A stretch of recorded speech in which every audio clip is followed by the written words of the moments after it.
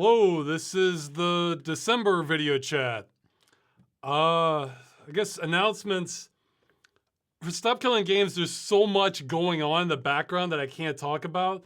Some of it may come to fruition, not fruition, public next month. I'm not sure. There's like something minor that I might talk about, and there's something major I might talk about, but it's kind of not within my control. So beyond that, I guess next thing in a couple days, I was originally hoping for Monday, but it's probably gonna be more like Tuesday. Next Game Dungeon's coming out. That's what I was working on just before this. Like I had to close the editor to. I should have I probably should have pushed this for another time, but I don't think it's gonna be a last minute one like I mean, it's still closer than I'd like, but it's not going to be as last minute as last time. Let's see. What? I'm trying to think. For now. Oh yeah, okay. After next Game Dungeon, my plan was to get Freeman's Mind, and then the Game Dungeon follow up.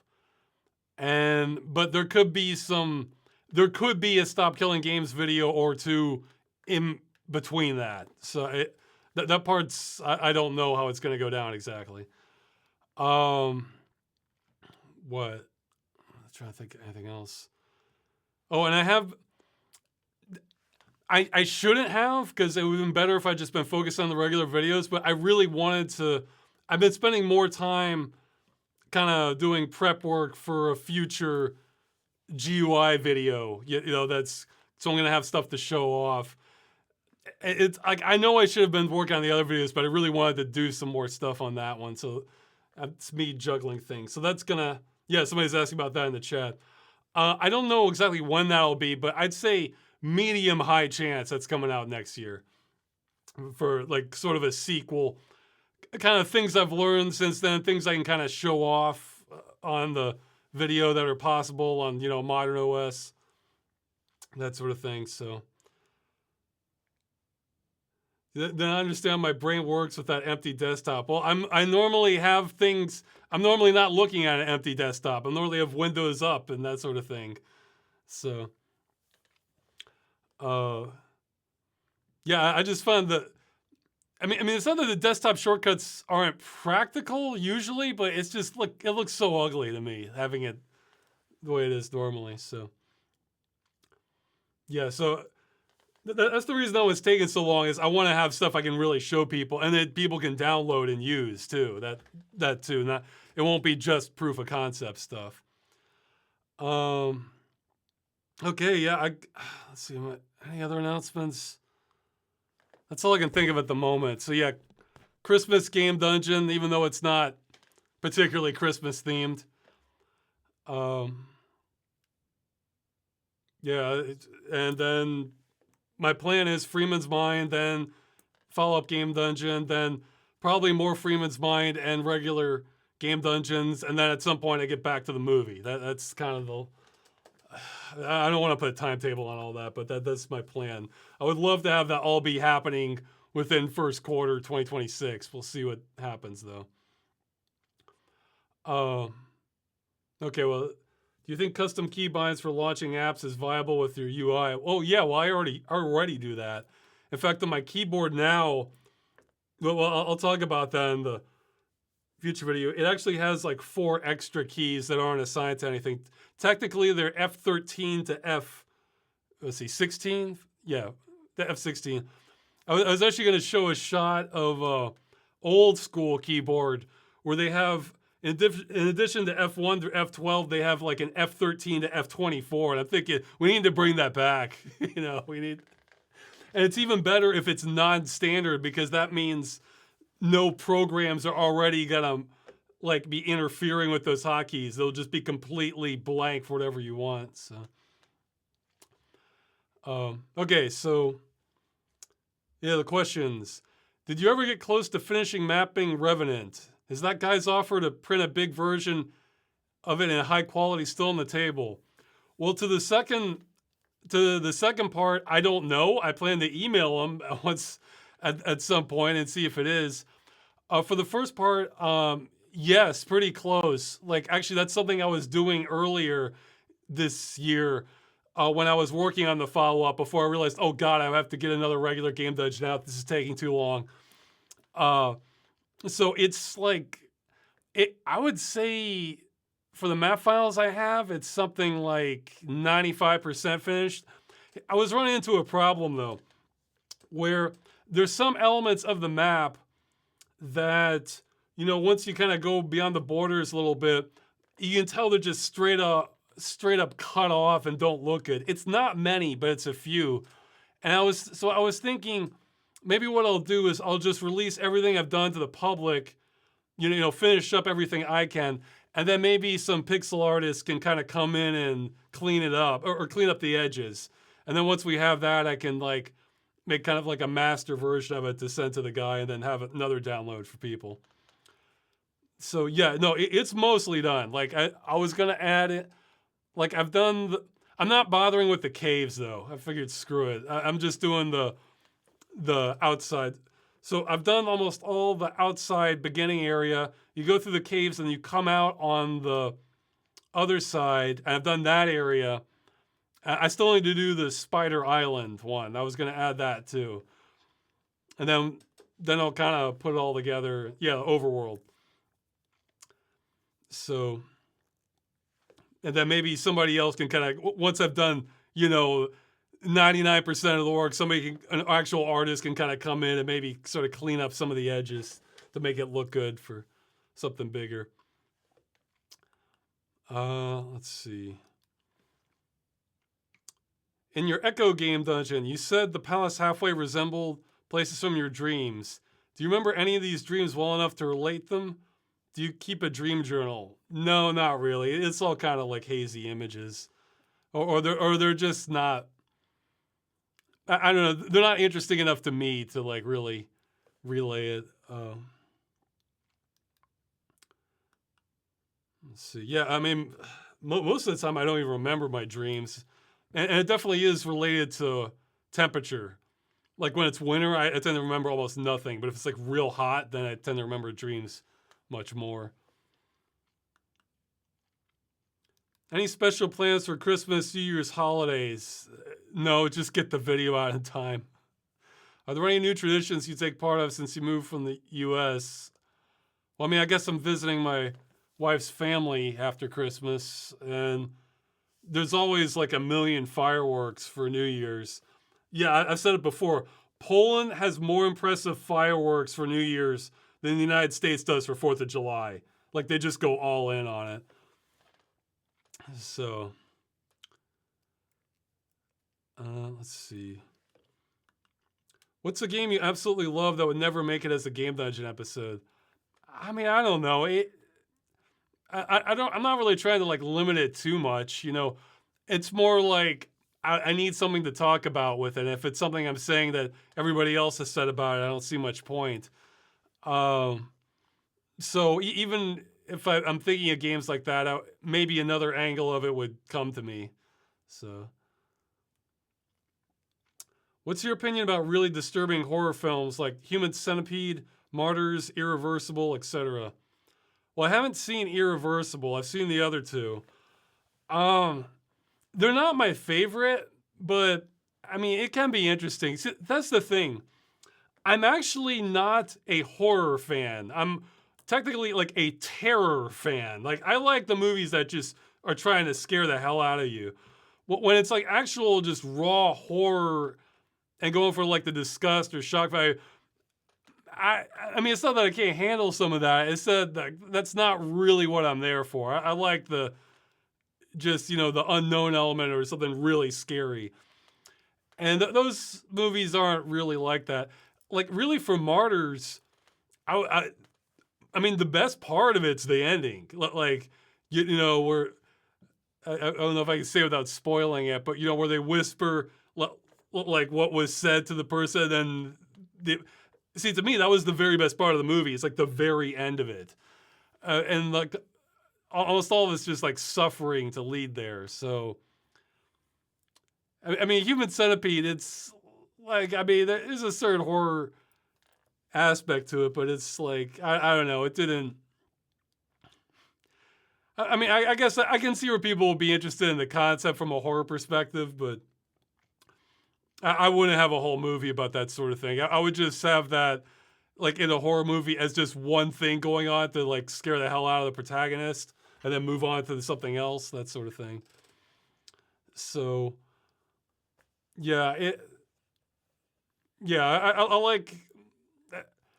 Yeah, I'm not really into just like suffering and torturous stuff unless it's like for the purpose of something else that's like more exciting, like just scaring the hell out of the characters. Usually is, or sometimes you can have dark comedy. Like, oh man, what was that one I liked? I think it's 100 bloody. It's either 100 bloody acres or it's 1,000 bloody acres. I forget. That's a good horror comedy. I laughed a lot at that one. And that's one where they're doing, horror related stuff, but it's almost like a comedy of errors too. So it just keeps escalating. Yeah, somebody's saying Human Centipede felt like a parody to them. Yeah, I could see that, but they're also milking it too. So it's kind of like, I mean, like the suffering element of it.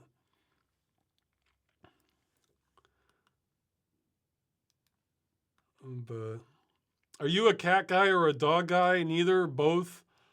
I'm kind of indifferent. I mean, I don't mind either. I just don't like having to clean up after them. So it's I don't mind cats and dogs when they're not mine and I don't have to take care of them. So.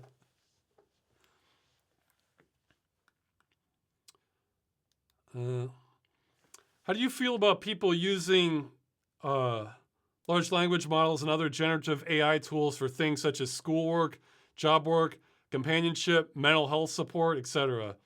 You said once that you feel it's important to keep your mind sharp by doing logic puzzles, and I share that desire, which for me means I don't like using these tools. Wondering if you agree. Yeah, well, it's kind of complicated. I mean, I guess if you're...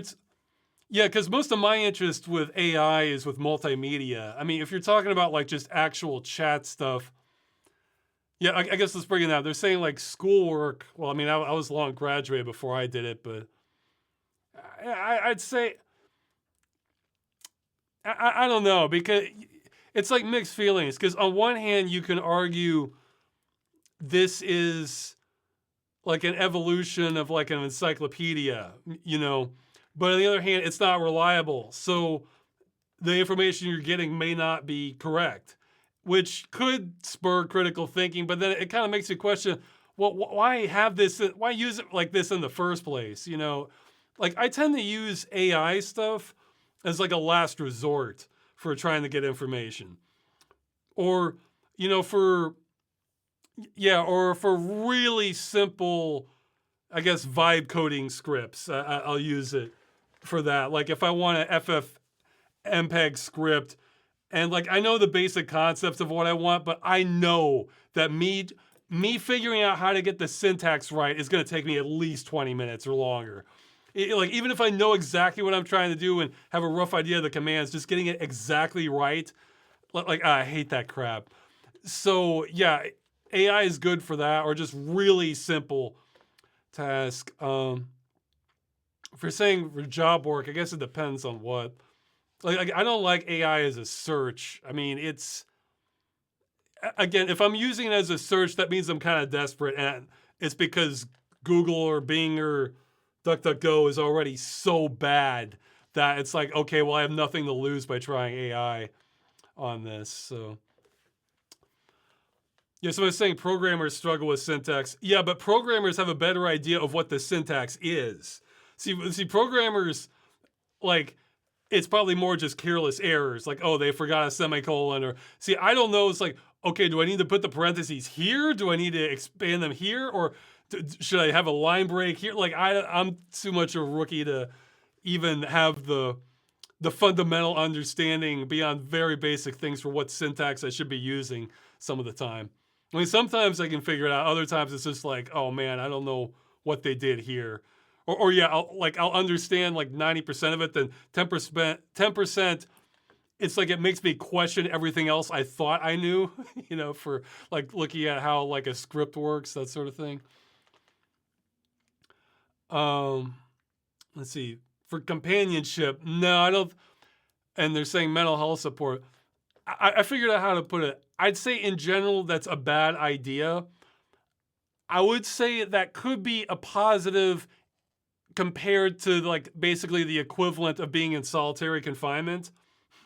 So if you were just completely isolated, had no one to talk to, then maybe that's a little more beneficial than just like staring at a wall. But if you have access to an AI, you're probably, if you're using a large language model, you're probably online, I guess. Anyway, in which case you could attempt to talk to real people. So no, I'd say that's poor use of it. Yeah, I mean, again, like the stuff I want it for, like out painting, I like AI for that.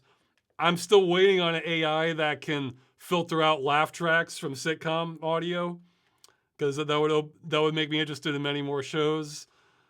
Uh, I'm actually, there's one I need to look into. Actually, if somebody wants to scout ahead on this, yeah, my email is rosswscott@gmail.com. I want to try to see if I can use AI for music sorting by mood, like on an offline or local collection. And apparently there's software that's attempting it now. I don't think I've tested it. It's called AudioMuse-AI.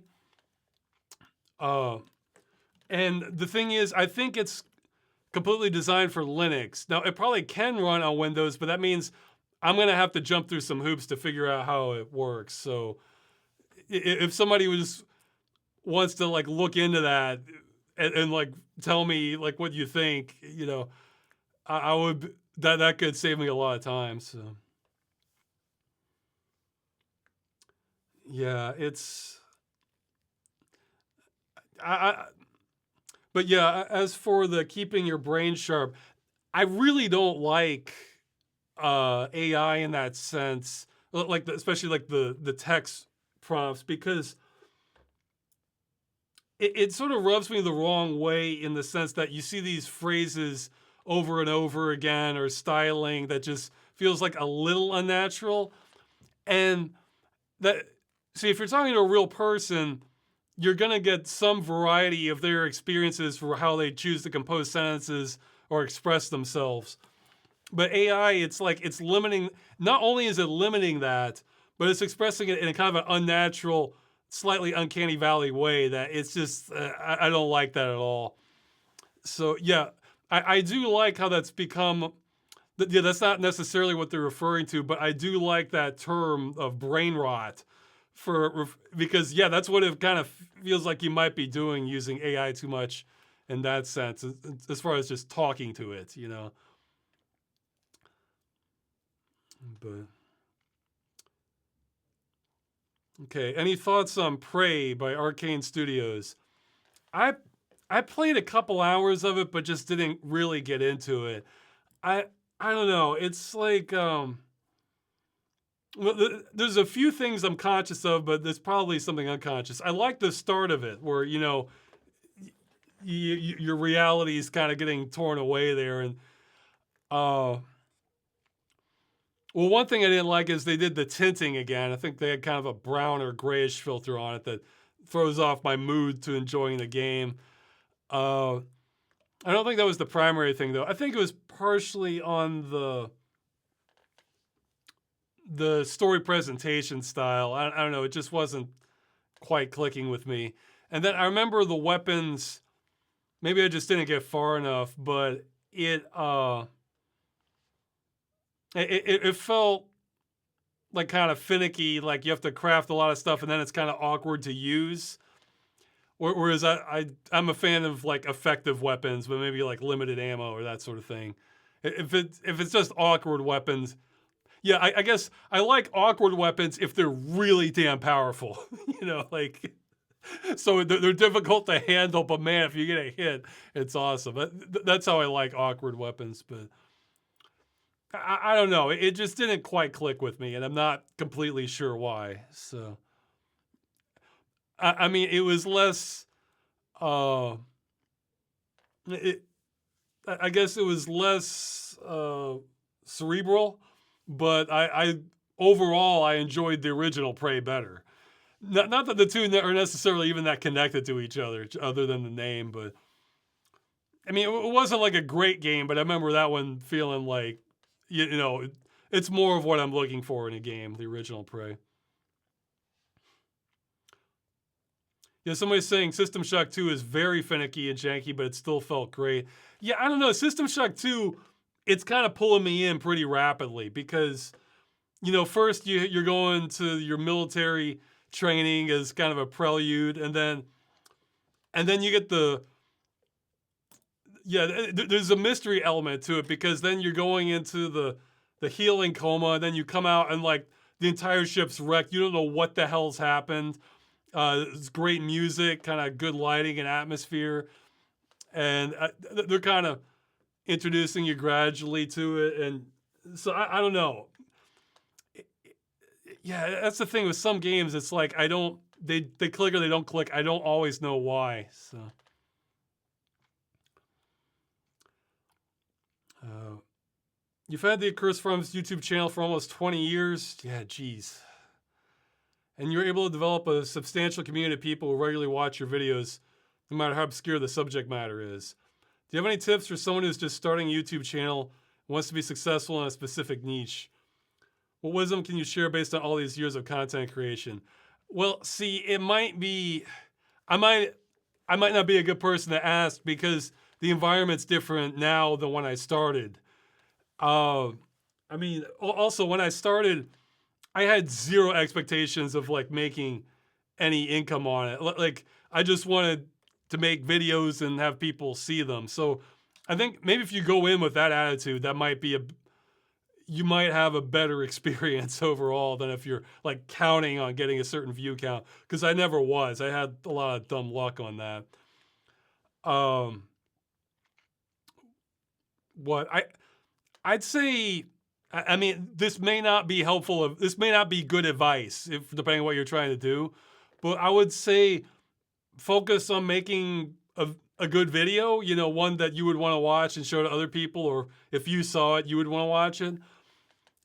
Because I think that increases your chances in the long haul. Because if you keep trying to make something decent worth watching, then maybe one of them's a hit and then people want to watch the others. Where if you're just trying to do like algorithm writing stuff and that, like, I am totally the wrong person to ask about that sort of thing. So, okay.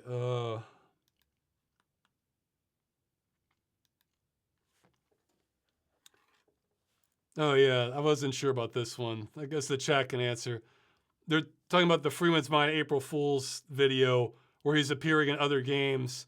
If that were to happen, what other game would you want Freeman to be in or write him into? Yeah, I'm not sure. Yeah, that's the thing. The part I don't like about Freeman's Mind is like you're just kind of like on a rail and like have to do things a certain way. So especially when you're talking like characters, it would be great to have be able to like change like how the characters react and their dialogue and that sort of thing. Uh, Actually, geez, I should look into that. That's an old one. I never got around to playing it, but was it Facade? I think that's the game that uses AI to generate the character responses. Maybe it has some flexibility like that.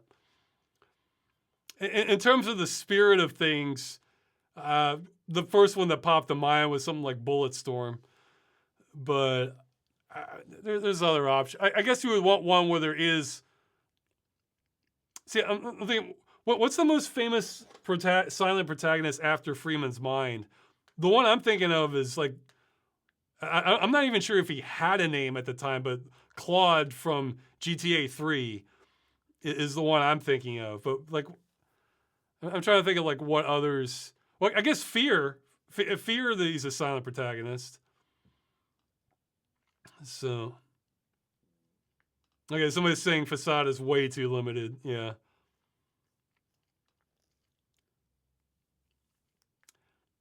Yeah, I'd have to think about it because it's.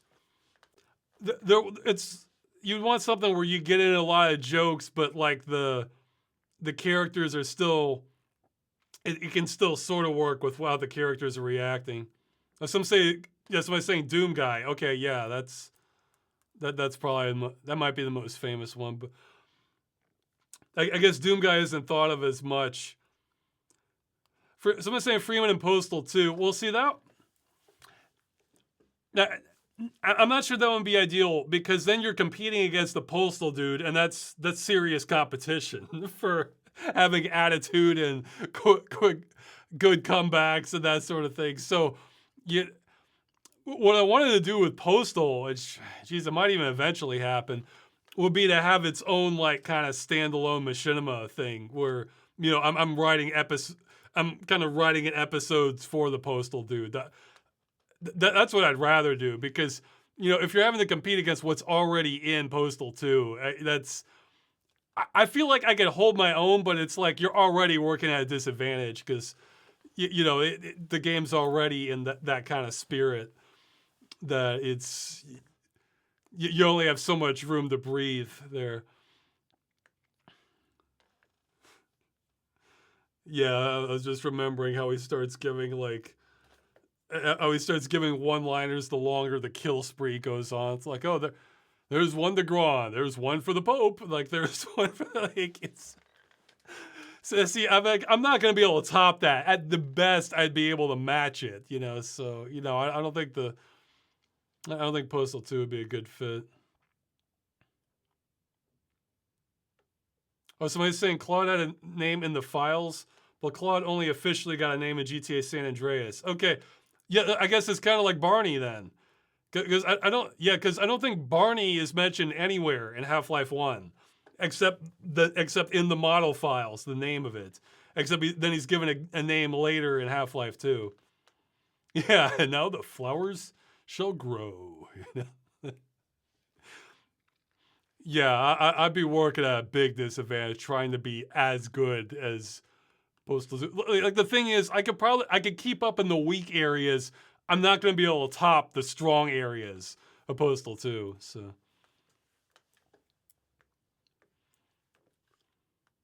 let's see.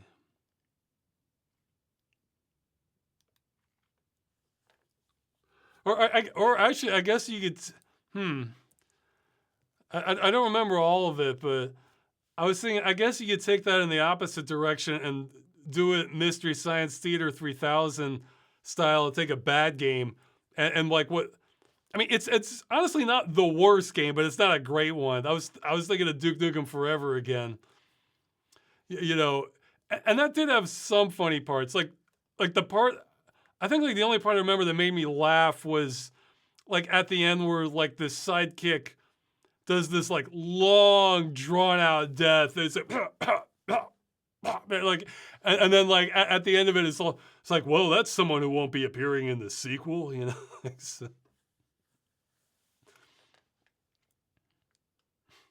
So yeah, I guess if you're working with a really bad game, that might lend a lot of opportunity to it. Yeah, somebody says they can't call it a good game, but it had its moments. It's yeah, it's not the worst, but it's not great and doesn't even come close to the hype in the original trailer is the issue. So. Let's see. Oh yeah. Well, this got asked last time, but I guess there's related. What are some other gaming crack games for you? Well, yeah, I mentioned this one before. I guess one's okay. So, yeah, it's not even my favorite game, but it acted like that. One was like Space Rangers. One, two. Let's see. What are some? I'd say to some extent Supreme Commander and They Are Billions. Those were definitely hard to put down. I mean, it's a simple one, but I enjoyed Dome Keeper a lot. Yeah, I'm just trying to think of like what are some of the like, most addictive ones where I'm just like, oh my god, I gotta play more of this. Uh, yeah, I'd have to. I'd have to think about it. Yeah, it's kind of. Well, I don't know if it was gaming crack exactly, but I really did enjoy Subnautica. I don't know if the like. I'm trying to think of. Well, I guess for part of Path of Exile, I guess or back in the old days, playing online. This it would probably be most online good online multiplayer games, but I was thinking of like Unreal Tournament 2004. I played that one a lot. Okay, somebody's saying Satisfactory. I have not played Eat Lead. I can look into that, or maybe that's on my list already. I don't know.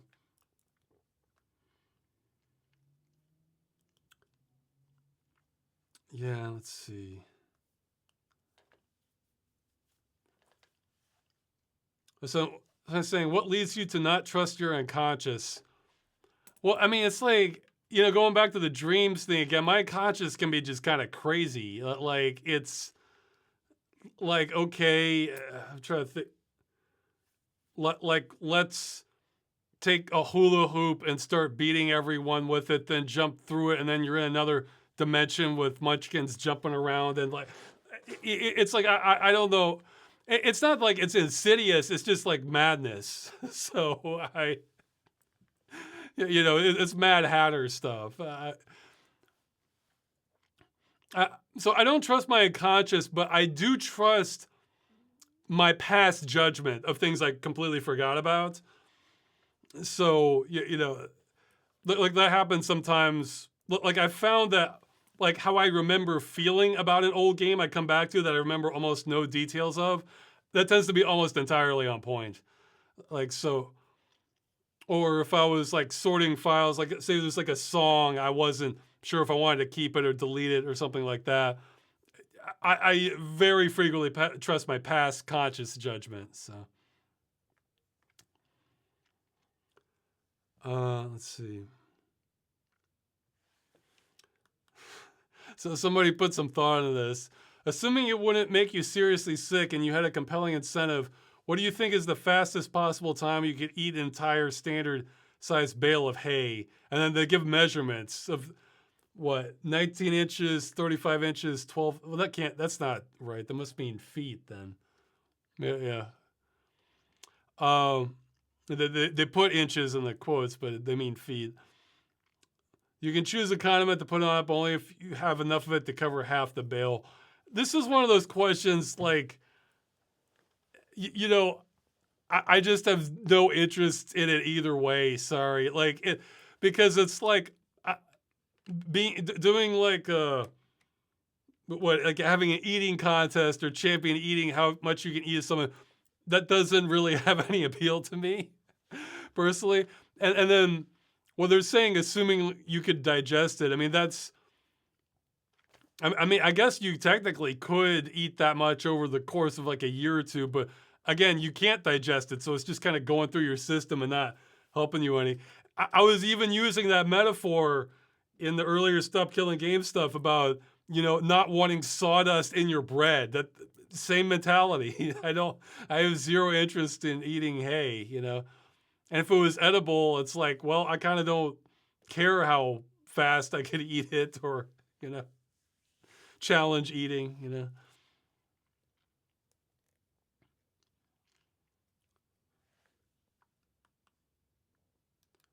So, any thoughts on Australia's youth social media ban? I haven't really looked into it. I mean, I haven't heard of much beneficial. But like this, I've seen probably. Yeah, I've probably heard of like maybe dozens of complaints of like younger people with social media, either that it's like making them depressed or giving or taking substituting for like actual friendships or meeting people, or messes with their brain orientation as far as like meeting they're having too much apprehension about talking to people or things like that. So I've heard only negative things. So or primarily negative things. So I don't have a problem with it, but I think the strongest counter argument would be people worried it's a slippery slope. Like, okay, they're gonna ban that, and then they're gonna ban other stuff, but I mean, and just taking it at face value, I wouldn't have a problem with it. But I'm, I'm not youth anymore, so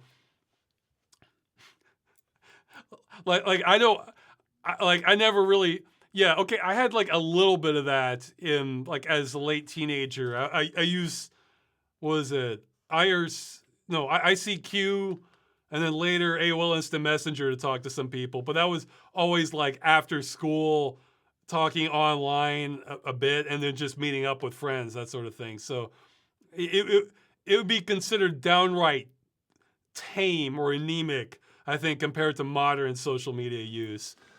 So, but if you told me I couldn't have any of that, eh, I could have dealt with it, just call my friends instead, that sort of thing. Yeah. But again, I'm probably the wrong generation to give a better perspective on it. Like, because I could, like, if I was young again, I could adapt to that easily because that's mostly how it was already. And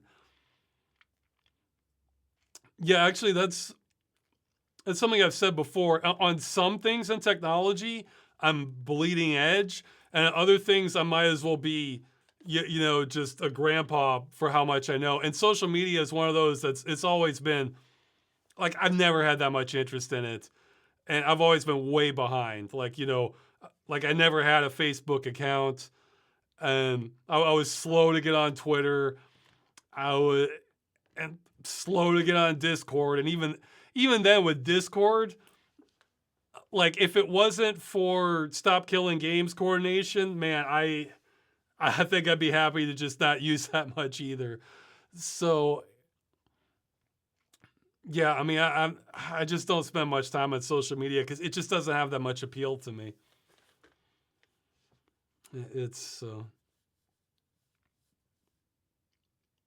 what countries have you been to besides Poland and the U.S.? Okay, yeah, I think technically I've okay.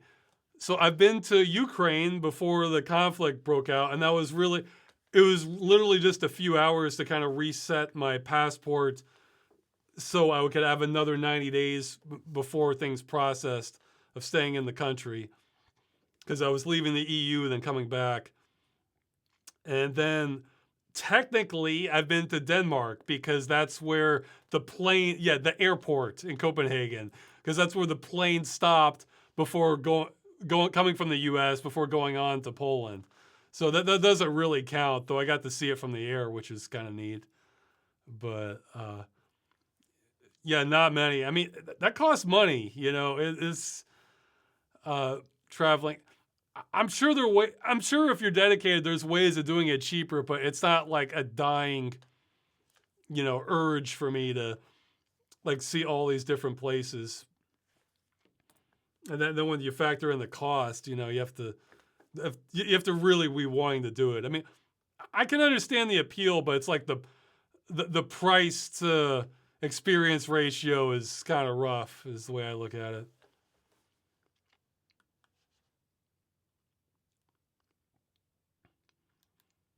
Okay, for learning a language, someone's recommending comprehensible input wiki for Polish. Yeah, like my standard, I need to learn more. My standards are even lower than that. Like I'm just trying to get to like caveman level of Polish, where I just need to learn lots of verbs and nouns. I'm probably going to be using.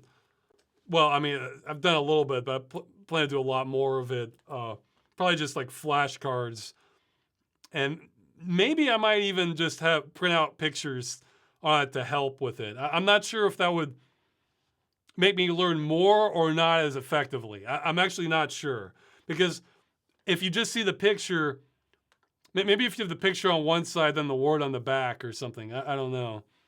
Because it could be if you make the association with the image, but then you don't have the image, then you don't remember the word.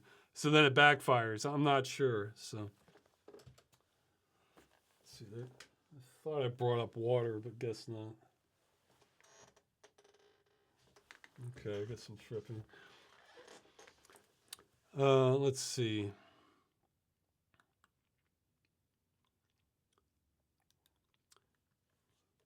People in every generation have spoken of their world-changing inventions: printing press, telegraph, newspapers, radio, television, internet, smartphones, with fear for the ruining of society. Do you think current fears about AI are yet another instance of this fear of the unknown, or is it different this time? Well, I'll start with the easiest. I don't think it's different in the sense that I don't think AI is an existential threat. Like I would bet pretty much any amount of money on that. That that we're not going to have Skynet and a super intelligence, and they uprise and overthrow us. I'm not worried about that at all. Like, in fact, if anything, from learning more about it, it's maybe even more, uh, more fall in that camp. Actually, there was a quote I heard from that author Cory Doctorow where he said something like, worrying about AI becoming super intelligent by feeding it more and more material and everything. He's saying that's like breeding race horses to be faster and faster and thinking that they're going to turn into an automobile. It's two different things. So I'm not worried about that. As for ruining society, there's some. I mean, it's happening to some degree, but some of the other previous things I think have also. For me personally, it kind of feels like similar to the damage from smartphones, because there's a lot of studies now and people talking about how constant smartphone usage is like not good for your brain, and it just caused you to develop in not great ways. I think AI might have some of that. I'd say the big difference between smartphones and AI adoption is like it's kind of making just like a mess to find information. It's sort of undoing some of the benefits of the internet. I guess is the way to look at it. Because I guess prior to the internet, it also was kind of hard to find information. You had to go to the library or like look up newspapers and encyclopedias and stuff. So there was definitely a barrier to that, but by AI just spewing things everywhere, it's making it difficult to find like good information. So well, I guess the other aspect that's different is the energy consumption, which is just insane. Like I haven't even checked now, but oh man, there was I'll have a link to this if I remember to put it. Let me get the headline. It was something about Google and AI. Oh, come on. Let me find this headline. Yeah, see, okay, here we go. Yeah, I'll put a link. Google tells employees it must double capacity every 6 months to meet AI demand. And let's see, what are they? Yeah, Google's AI infrastructure chief tells staff it needs 1,000-fold capacity increase in 5 years. So it's like, exponential growth. We need it. Yeah, I'm putting it in the chat there. We need it now, people. I mean, it's so this is just madness at that point. But that'll hit a wall one way or another. However, that could use up a hell of a lot of resources and cause more problems on the way. My first thought on seeing that was, even if it is a myth, like I talked about in the Trackmania episode, this made me think a lot of the Easter Island heads, where maybe it's a myth, maybe it's not, but the myth is that, they kind of collapsed their society because they were devoted towards creating the heads and chopping down all the trees, so the ecosystem kind of collapsed and they couldn't grow enough food, and all the resources were spent erecting these stone heads, which looked awesome. But again, maybe that story's made up, but I think this is the actual reality that we're just putting an insane amount of resources to this, to the detriment of basically everything else. That, like, the thing is, modern society is kind of doing this already, but this is speed running it. So it's like, geez, that's not good. you know. Uh,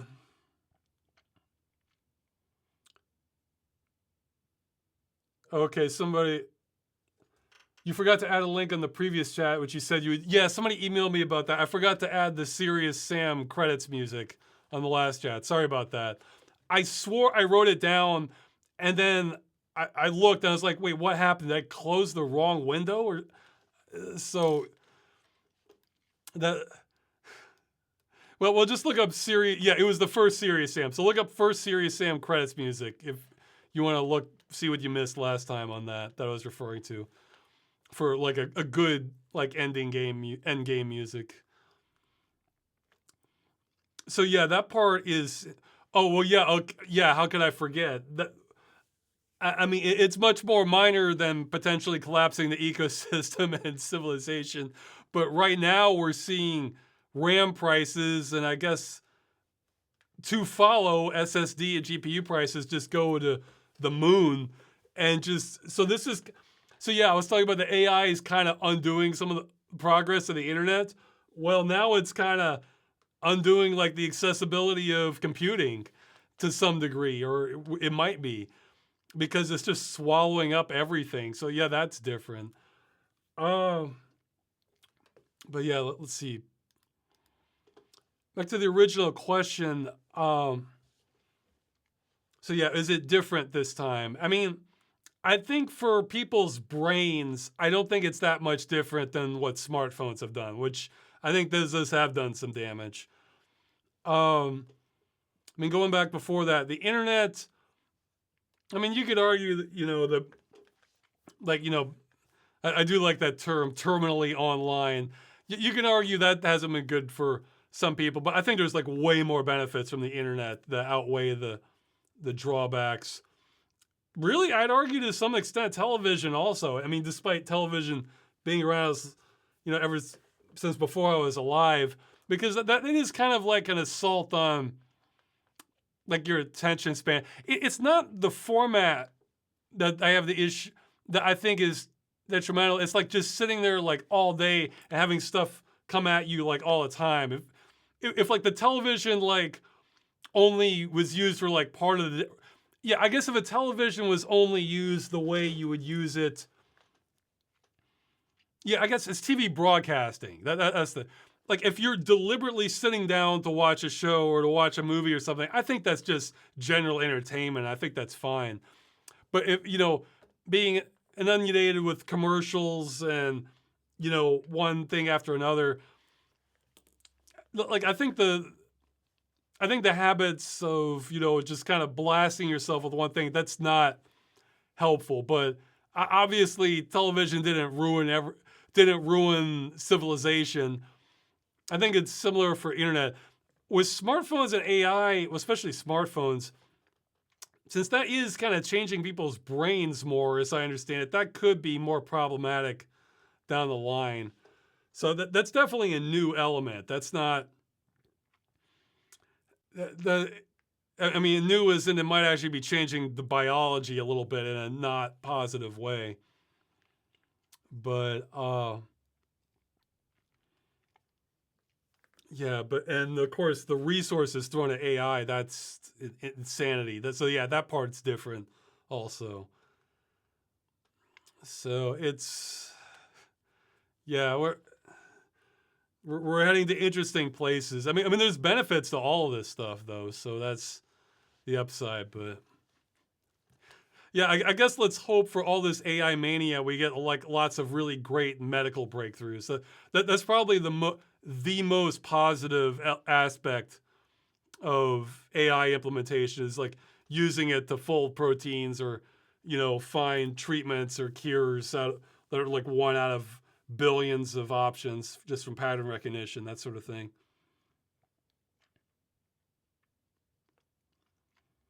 Yeah, I'd say the biggest threat is probably for young people whose brains are still developing. So.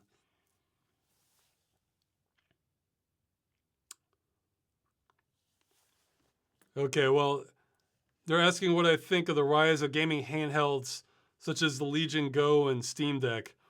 I actually wasn't even aware of the Legion Go. That's how far behind, how much I'm generally not paying that much attention to mobile gaming. But I mean, again, but that's just because I can do most of my gaming on my machine. If I was constantly on the move or had like a commute where I could sit down like on a bus or a train, then yeah, I'd probably be a lot more interested in it.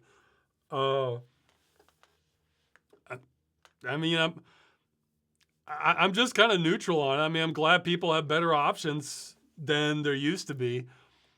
I guess one thing I might like is, in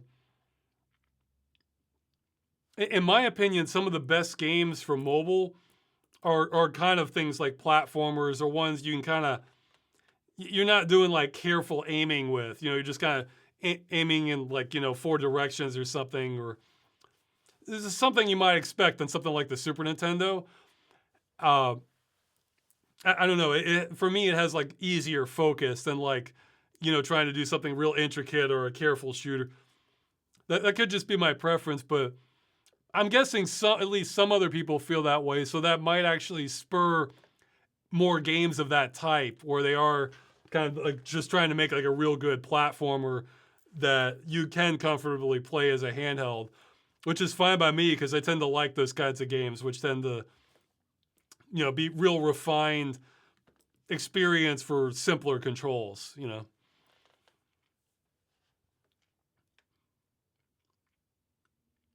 Uh, in Freeman's mind, what was the greatest voluntary challenge you put yourself through for the show? Well, it might, and they're giving an example of Raven Home without using the gravity gun. Well, to be honest, that's kind of how I played it in the original. It's not that I didn't know the gravity gun didn't work, but I also was disappointed I couldn't use it on the bodies, and I just preferred shooting stuff than listening to all the. I don't know. I found the gravity gun sound effects like a little grating on me, and then it's like first you have to pull it, then you have to shoot it again. And also, I was less wowed by it by the physics because I played Painkiller before I played Half-Life 2, and Painkiller had this stake gun, and it's like, my God, you don't really top that much in Half-Life 2. It's the stake gun was amazing, but so for challenges, well, I guess doing the pull-up system because it's like I have to kind of carefully do that with like a combination of no clip and then rotating it the right way. I hope I don't screw it up. I have to redo the take. Um, that was one. I mean, I have mixed feelings about whether I should have done it or not, but the Modern Major General song, I guess that was sort of a challenge. Same for the pirate. Yeah. Well, I guess the pirate episode that was probably the most extensive one. Let's see. Well, one, I haven't had to. I don't like the challenge, but I've had to do it. It's that of the disappearing blood or decals. If you like reload it from when, yeah. If you're having a demo, yeah. How does it work? Yeah. If you record a demo where the decals are there, this is for Half-Life Source. It's probably still there in Half-Life 2, or maybe it's not. I don't know, but it's for sure Half-Life Source. If you record a demo where the blood's already there, like let's say you shot a soldier, there's blood on the wall, then you started recording the demo, that blood will not reappear in the demo unless you do it immediately afterwards. Like if you exit the game and come back, that's it. It's not coming back. It doesn't record that information. So the only way to have it is to make sure you're recording prior to that. And then there were other tricks with the demo recording, like the barnacle tongues would shrivel up if you started recording a demo. And the way I was able to fix that is I basically had to no clip through the map, look at them like coming out of no clip like while the demo's recording, then come back to the beginning and then go through it, and then the barnacle tongues will appear there. So, on one episode of Freeman's Mind, the sound effects were changed. They're very inconsistent. Do you plan to allow someone to replace the sounds with the original sounds? I'm confused on the. I think I was toying with the idea, but I thought, yeah, why not? And then I decided, oh, maybe not. People didn't like it, so I backed off from it. Yeah, I think I know which one you're talking about. Like, so I'm for enhancing things, but if it creates problems and people don't like it, then maybe it was like a experiment gone wrong, you know.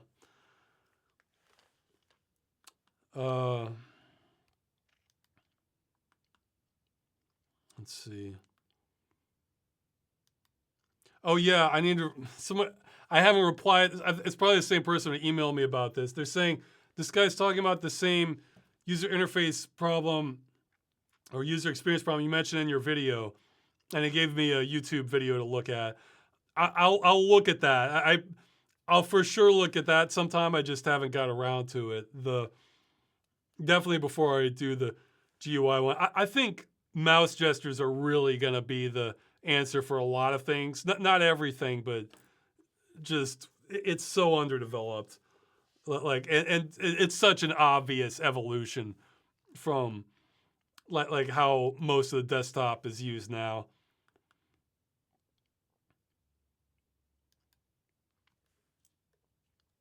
Okay, somebody's saying, okay, we have another request for me to sell t-shirts. Maybe I will. I don't know. Like, it's like on one hand, I know I probably should and could sell them. But it's on the other hand, it's like, oh, well, then I'm kind of reinforcing sweatshop labor more than just existing in the modern world does already. So it's like, I don't know. Okay, so just a quick check from the chat. Assuming I get around to it, should I start selling t-shirts through somebody else that can manage it? See, it's the sort of thing, I just don't, it's so much better to just have, if you want to like support me, it's so much better to just have like a direct donation. But it's kind of, because you could spend $20 on a shirt, or maybe more now, and what, I'll get like $1 or maybe $2 out of that. Whereas, you know, if you just gave me $2 or $3, then that's better for both of us. But unless you really want the shirt, and then that kind of changes things. I had a thought, but I lost it. Okay, geez, I just lost it. Oh well. I always hate when this happens live, because it's like I know it's gonna come back to me, but then I don't want to be wasting everybody's time while I'm just sitting around like with my eyes glazed trying to figure it out. Okay, somebody says, oh yeah, that's what I thought. Okay, it's like with the used games market, where, okay, if like like I can see where people would be against this, but I think it comes out better for the majority if you don't have used game resale for digital only games. Because like, let's say you're selling a game for $60 and then you use the games, let's go like the GameStop model, where somebody buys it, then they sell it back to GameStop and they give them what, $15 for it maybe, or might even be less. So GameStop makes money, and then they resell it for, let's say, $55 or $50. So the next person who wants to buy the game, you know, they get maybe $10, $10 off. The developer gets none of that. Like, they got the original $60 sale. But then compare that to like a digital only game, where like, okay, so it starts off at $60, but then later they have a sale, and let's say they mark it way down. Like I've seen some games fall a lot.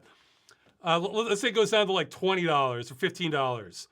Well, now the customer has a discount of like $40 or $45, but the publisher is still getting, you know, their $20, $25, which is a hell of a lot more than zero.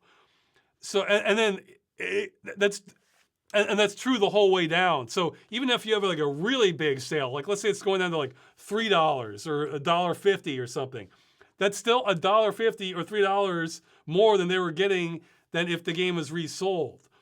And then that comes out cheap as hell for the customer. So, you know, I mean, as someone who used to only buy games in a budget bin, you know, in the old days before digital sales, I can 100% say it's cheaper having like the big digital sales, but not having the resale. Now I can understand how people don't like that and they're thinking, well, no, I bought the game, I should be able to resell it. I can respect that, but I lean more towards, you know, not being able to like resell the digital copy, I guess. I'm still, of course, 100% for being able to keep it. You know, that part should be off the table to me. But, and I guess the other counter argument to that is that's another thing that companies have just done it. And rather than like laws were drafted on this and voted on and we established this is how it is, it's more like they just did it and it's sort of stuck then. So I can see people being upset about not having like the right, like even if you're for the idea, you still want it done the right way, you know, have like due process and the procedure for it. So I can respect that also.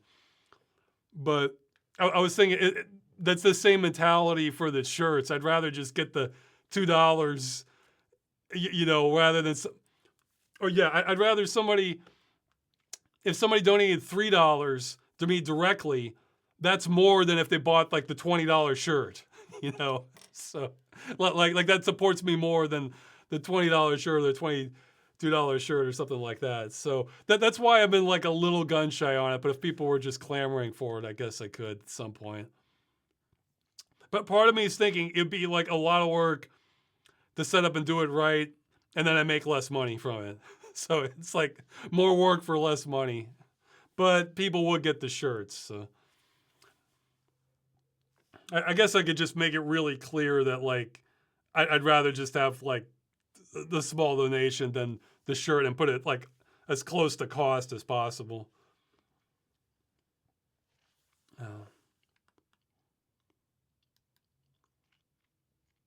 Let's see.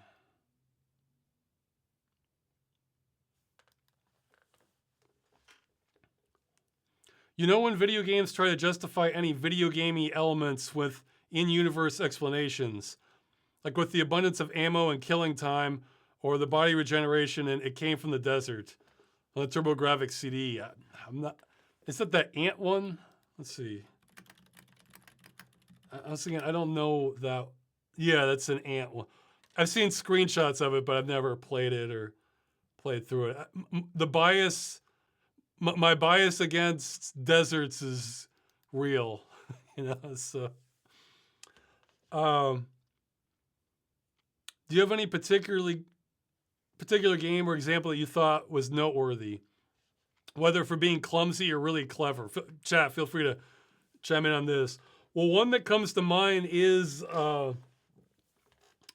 System Shock 2 with pyrokinesis, where the explanation, like, yeah, they were trying to explain almost everything. Where if you give, if you accept that like telekinesis is a given, the way they explain pyrokinesis is you're essentially, they're using their mind to accelerate the particles to create heat, which results in combustion. So it's like they're going out of their way to explain that. I thought like, oh, that's a nice touch. That's kind of why I was disappointed by BioShock, because then it's like, okay, you know, we're changing our genes to have new abilities, but then they'll do stuff like, yeah, let's control wind or something like, you know, or what was another, or yeah, like they shoot fire. I mean, I can't think of any genes that would let you, any known genes that would let you shoot fire like that. Whereas they were like actually trying to explain it in System Shock 2. Yeah, summon bees. That was one of the few that kind of did work in BioShock. That like, okay, yeah, that it's still a stretch, but that's biological enough that we can roll with that, you know. Okay, so what are like good or bad explanations? Yeah, these have to be ones where they're trying, because some of them it's just they don't even. A lot of them they just don't even try. It's like overlook it. Okay, somebody's saying Bioshock's resurrection tubes. Yeah, I forgot those had them. I kind of played through the game as though they didn't. I assumed there would just be some needlessly. I assumed there would be some permanent penalty if I used them. So I tried to like load a game if I died or something like that. Uh, Diablo series on deserts ring a bell of annoyance. Oh, okay, so what's the question? Games that either have really good explanations for gamey elements or very poor explanations. You know, oh man, well, okay. Somebody's mentioning Half Life. I mean, finding a lot of supplies in crates that's decent for Half Life, but I think they have ammo just lying around too. Uh, that's a good question. I'm just not thinking of many others off the top of my head. I'm sure there are some though. Oh, the original Prey has an in-universe explanation for quick load being a thing. I did not remember that. That's pretty impressive. Yeah, I remember you definitely have like your spirit journey stuff in the original. Maybe that was part of it. Uh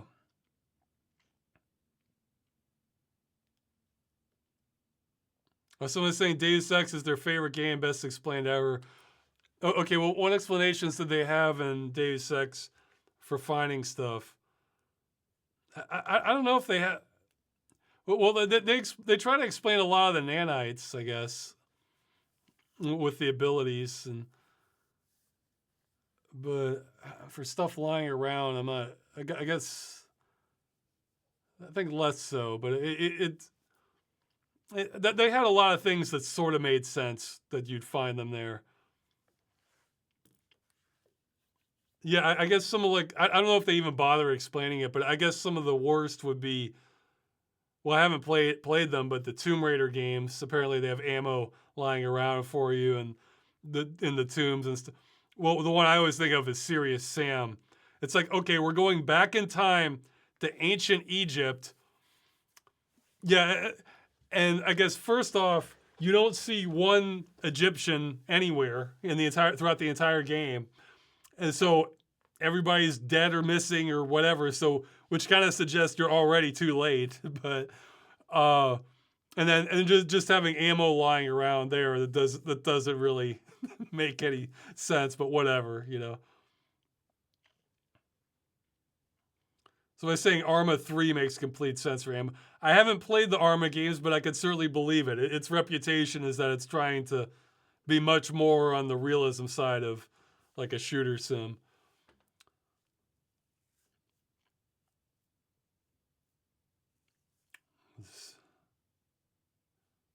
Mad Max explanation for why the nuclear war happened.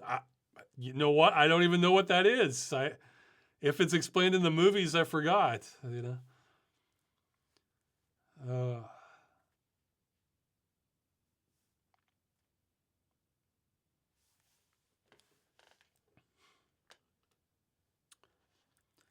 okay. More questions. What American political leader from the past do you feel like you align, agree with the most, or do you feel you have an egalitarianism that real world politics hasn't matched yet? Probably more the latter.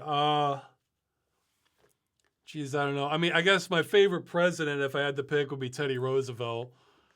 But I mean, even he has like a mix because, like, on one hand, he was doing he broke up a lot of the monopolies, established the FDA, established the national parks.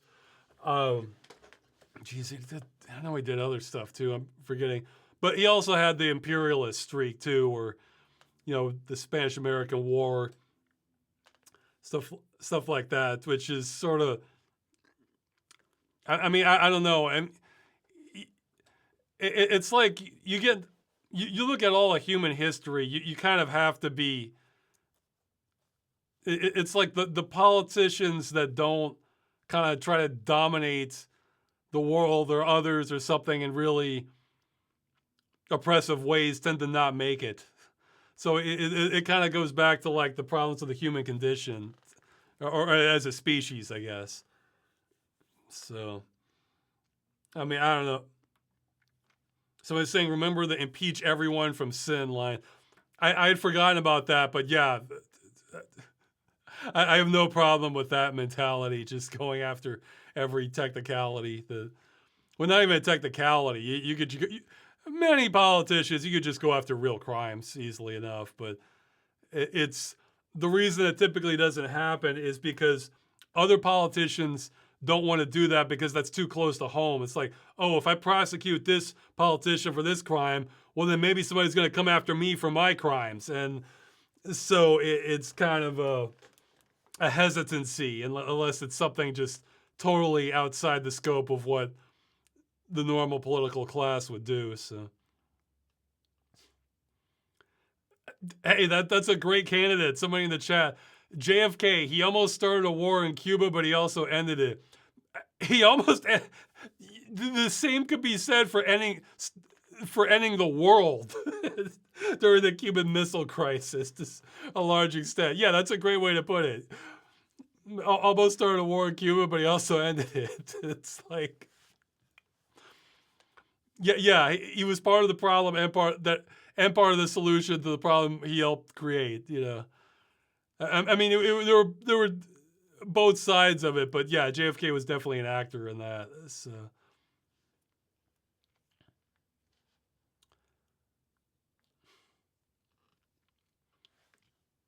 And that made me realize I need to catch up on somebody saying that gun running anti-gaming senator was wild. Yeah, I remember that one.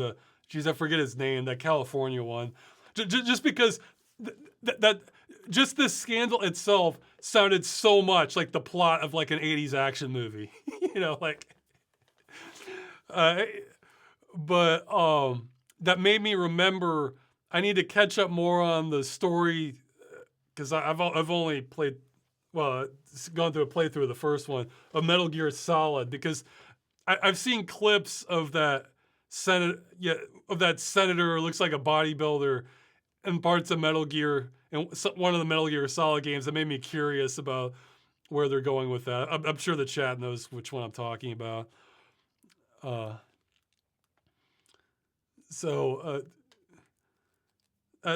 sure Hideo Kojima takes things to exotic places in terms of the storyline.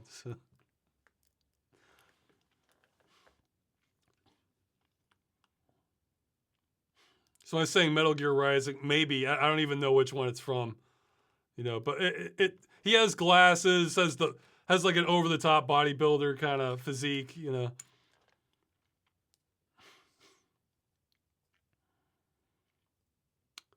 Okay. In the past, you mentioned how you typically play games on delay and how you don't mind waiting a few years after release to play the optimal version of the game after patches and price drops have occurred. I'm curious if there have been any major exceptions to the rule over the years. A game you were so excited or hyped for that you bought full price on release. I'm trying to think if that's ever happened ever for me. Okay, let me read the question. A game or played it immediately after you were gifted it for free. That one might happen a couple times. Yeah. And is there any future games unannounced or otherwise you might do this with? I'm not that okay, we'll answer the last question. Not that I have planned. It's not because I don't think great games are coming out. It's because I'm just awash in options, you know, doing it this way. Because like I need to update that games list, and that's something I hope to do once I have some more time. Is kind of go through and kind of update the list. There's so many amazing options that it's kind of like imagine, you know, you were a time traveler or Rip Van Winkle or someone, and like you just go forward 20 years, and then and it's like okay, now you can kind of play any game you want from there. And then a lot of these are like $1 each now, even though they would have been full price when they came out. It's like, do you really care if you're playing like the one that comes out that year in the future? Or what about this one that was from 15 years ago, but it may as well be new to you? It's kind of like that for me, because it's like, well, I might as well just do like the cheap ones, or sometimes they're giving, geez, right now Epic's giving out their game a day for 2 weeks.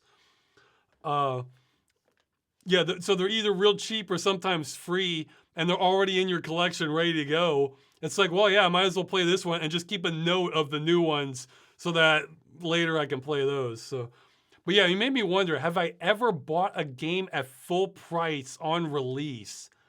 I don't think I ever have. Like, I'm like struggling to think of. No, I don't think I ever have for any game ever. Like, I've always waited until they're like cheaper. I mean, I just haven't. That's so. Yeah. But okay, now for ones that are gifted, that's a little different. Yeah, there were a few that I was gifted, or for a while, GOG was offering me some free ones. That program expired though, so I don't get any free ones from them now. Let's see. There was one, I think, occasionally people who make the games gift them to me. Occasionally developers. That's kind of rare, but it happens every once in a while. And it's something that I'm also interested in. So yeah, okay. So ones like that, where I have like some reasonable confidence it's like about as developed as it's going to be, or I'm not losing much by playing it now instead of waiting. One that did that was I think it was called Caesar's Revenge. It was a first-person shooter where you come back as, well, not really a shooter, first-person melee, where you come back as Caesar and start hacking at people. I liked the plot premise, but I didn't really get into that one that much. Another one like that was Gnomes, which was a tower defense kind of thing. I enjoyed that one. I played that one not too long after it was gifted to me. Another one a fan sent.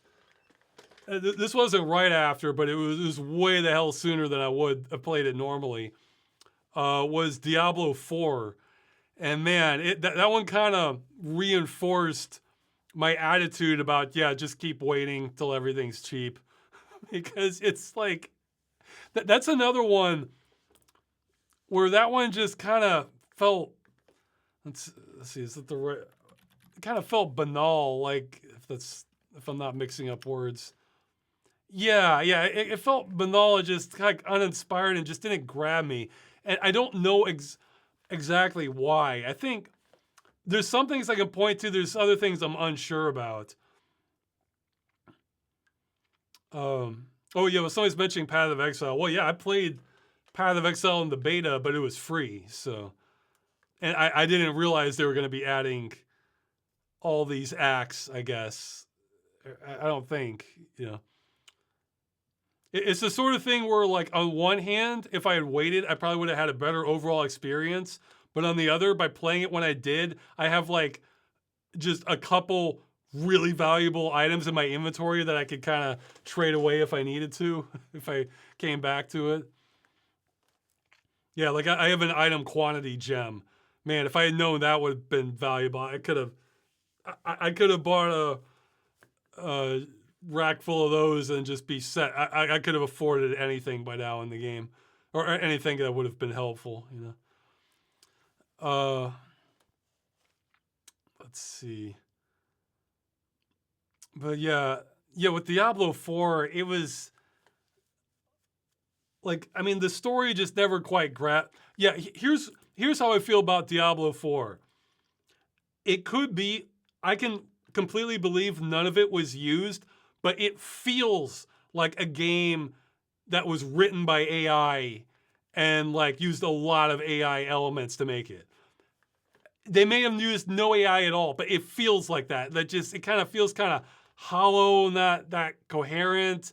And like, one thing I can point to that I didn't like is, at least when I played it, because they're always changing it, except for Necromancer, pretty much all the cooler skills, you have to kind of build them up by using basic skills, and you can never get away from that, at least throughout the normal campaign. Maybe if you're doing like real high-end endgame stuff, you can get special items so that you don't have to do that. But I was saying that kind of killed the fun of it for me, because normally, like usually with these games, you start off with the basic attacks, but then you can kind of get cooler ones, and then you might focus on either saving like super powerful attacks for when you need them, or else maybe respecing your character to like produce more mana so you can kind of constantly fuel the cooler attacks at like the expense of something else.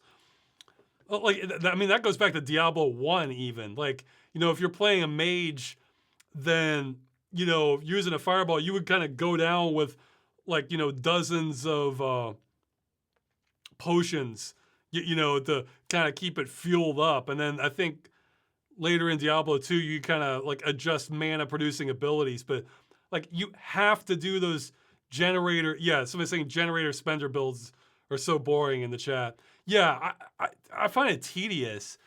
And I think except for Necromancer, you can't really get away with that. You can't get away from that if you just want to play through the normal campaign and you aren't interested in like repeating everything after you've beaten the campaign.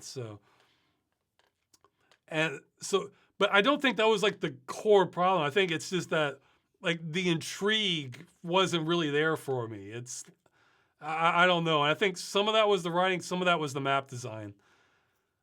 So I don't know. Diablo 4 was bizarre, but it makes me be in no rush to like run out and get the latest game. So it just like, yeah, again, the industry's trained me to do the opposite. Let's see. Okay, so other ones I've played not too long after chat. No, let's see though. Okay, what games I played recently? Yeah, like after they came out, I played them soon afterwards. It's real rare. I mean, I guess in the old days, I would sometimes borrow discs from friends and play them that way when new games came out. But back then, the games were a lot more complete too, because they weren't counting on people having, you know, an internet connect. That's originally how I played Sin, and I think Diablo and StarCraft and like several, and Half-Life. You know, just borrowing them from friends. You know. Yeah, that's how I played a lot of games actually in the past.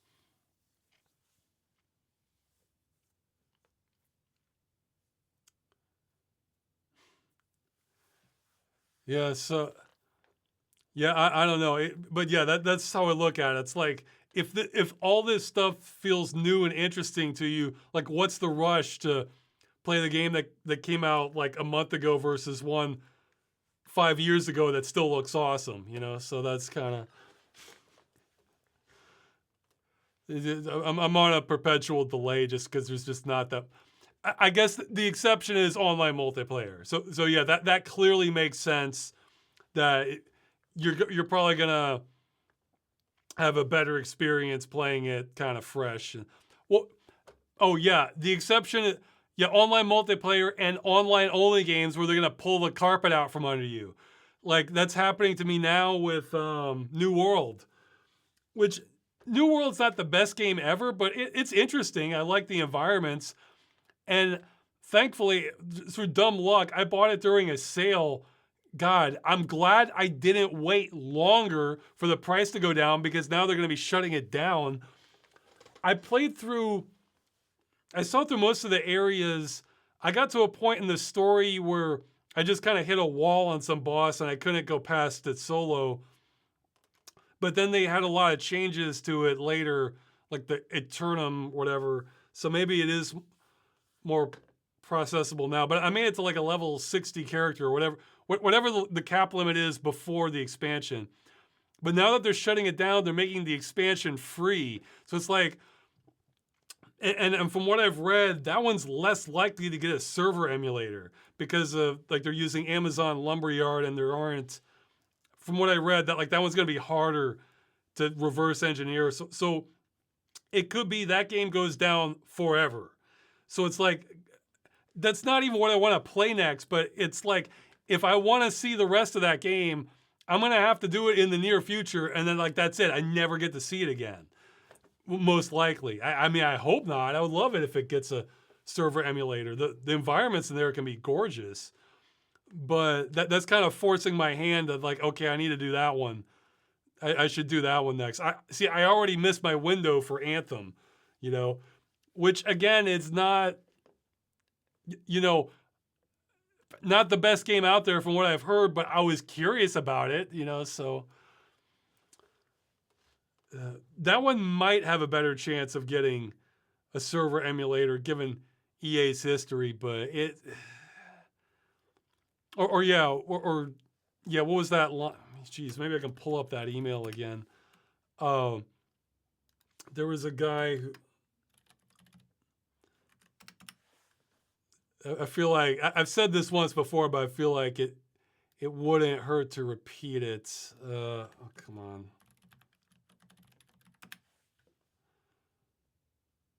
Okay, I think this is it. Okay, yeah, here we go. Okay, this is from somebody. I don't want to reveal too much about them because they want to remain anonymous, but they know, well, they have serious credentials on understanding like copy protection on games. I'll put it like that. And they said, you'd be surprised, but some games claim to be built for and around online functionality do not require as much server communication as these companies claim. For example, the soon lost Anthem. I was able to get in-game and play a single-player mode only with a few server calls, which I believe were all anti-piracy checks. The return data was the same every time, and it was only 10 to 20 bytes. If not de novo, or maybe if not for de novo, this game would be very recoverable, unless something changes further in the gameplay. So, you know, he's not sure of like all the checks. So another example is recently cracked Call of Duty titles that are called online only, but in reality they do not require pretty much any server communication for single player parts of the game, and it makes sense because why would they? Yeah, so man, yeah, so if that's true with, well, 10 to 20 bytes without de novo. So it's like the 10 to 20 bytes that needs fixing and de novo being cracked, which that's, you know, that's becoming very effective as I understand it. So man, that's just, I'm keeping my fingers crossed for both Anthem and New World get a server emulator at some point, but like if I had to bet on which one is more likely, it'd probably be Anthem. So I better play New World before I never get to play it again. And that's such a crappy way to play games. Like, you know, it's like you just want to play it on your own terms, and like, you know, it's I hate it. But oh yeah, I guess I didn't mention that at the start. There's lots of stuff I can't talk about with Stop Killing Games, but I'm more optimistic than ever on how things are going on this. Like, if you remember my like original battle plans, I would say there's something similar going on in like the political spheres and angles to make this happen that are like on a complete layer above that like the groundswell of all this helped opened up. So like, again, sorry I can't give specifics, but like at this point I'd be willing to, I mean, I don't know if well, not that I have a house, but I'd be willing to bet a pretty sizable chunk that at some point we end up getting like a clear victory. I can't say which avenue is most likely though, but I'm more optimistic about it than I've ever been for our odds. So, well, somebody's saying it's like, let not thy enemy know thy plans. That's part of it. Other parts of it are the people involved. This is like confidential information, and like that just, even if the industry wasn't after them, like this is not stuff they want like even the public knowing about at this phase. So it's kind of both of that, or it makes their job a lot harder if it's public first. That sort of. It's kind of like with like with games, like studios can kind of be like real secretive about what they're doing until they're ready to show it. Some of it's like that, where they don't want like lots of premature judgment on it and drawing their own conclusions before they really get to see the full thing. But yeah, no, I bet I would bet we're gonna get a victory one way or another, and by victory I mean one that like does double. We're talking double digit percentages of future games start getting saved because of it. Like as in like the games that are at risk or will get killed now, like that wouldn't be lawful in the future for similar types of games. So not just some symbolic victory, but yeah, I can't say when I'm going to be able to talk about all of it or when it happens or which one's going to be the winner, but man, it's looking positive. I'll say that. So, okay, more questions. Do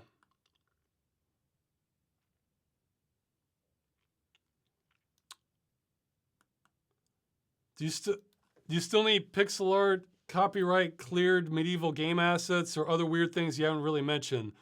Birthday present, ham sandwich. Yeah, I originally skimmed that. I didn't read the rest of it. The movie's gonna. I feel if it wasn't for how much we've done with Stop Killing Games, I would feel more embarrassed. I haven't started more on the not started, but started more on the pipeline work for the movie that I meant to be doing this year. But barring something insane, that's for sure going to be what I'm doing next year. Again, I'm hoping first quarter next year, but like I can't see it going much past second quarter at all. Like so that I'm going to be for medieval assets. I asked years ago, but at the time I had permission from CD Projekt to use assets from The Witcher, so hopefully they don't revoke that for porting things for medieval assets. It wouldn't hurt to have more just in case. I mean, I'd say like 95% of them could be relatively generic. I think the parts that would have to be more specific are creatures, and I guess for mappers, I would want ideally I would want the buildings to be like a little more exotic with the architecture, but like because I'm thinking like for the Empire and Warhammer, like their buildings look like they're all like kind of stretched and like exotic. I'm not saying they would need to look like that necessarily, but I like the idea of that kind of stylized look to the architecture. So that's something that would need more of a mapper or modeler involvement with. Okay, yeah, I guess ideas for other things.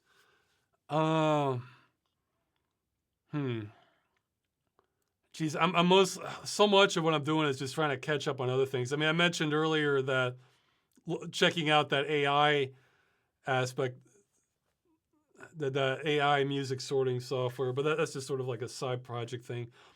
Well, I guess they're mentioning pixel art. Part of what I'm doing is making since I never really kind of got the full help I needed on skinning windows, I'm kind of doing it myself now. So that's what's taking up some of the time.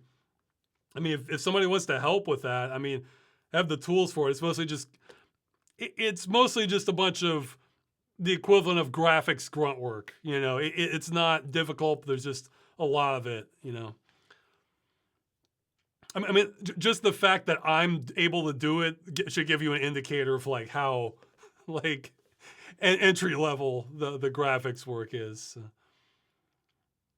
I'd have to think about other things, but Maybe next year I'll have more requests. I feel like I just need to get more done, get more time.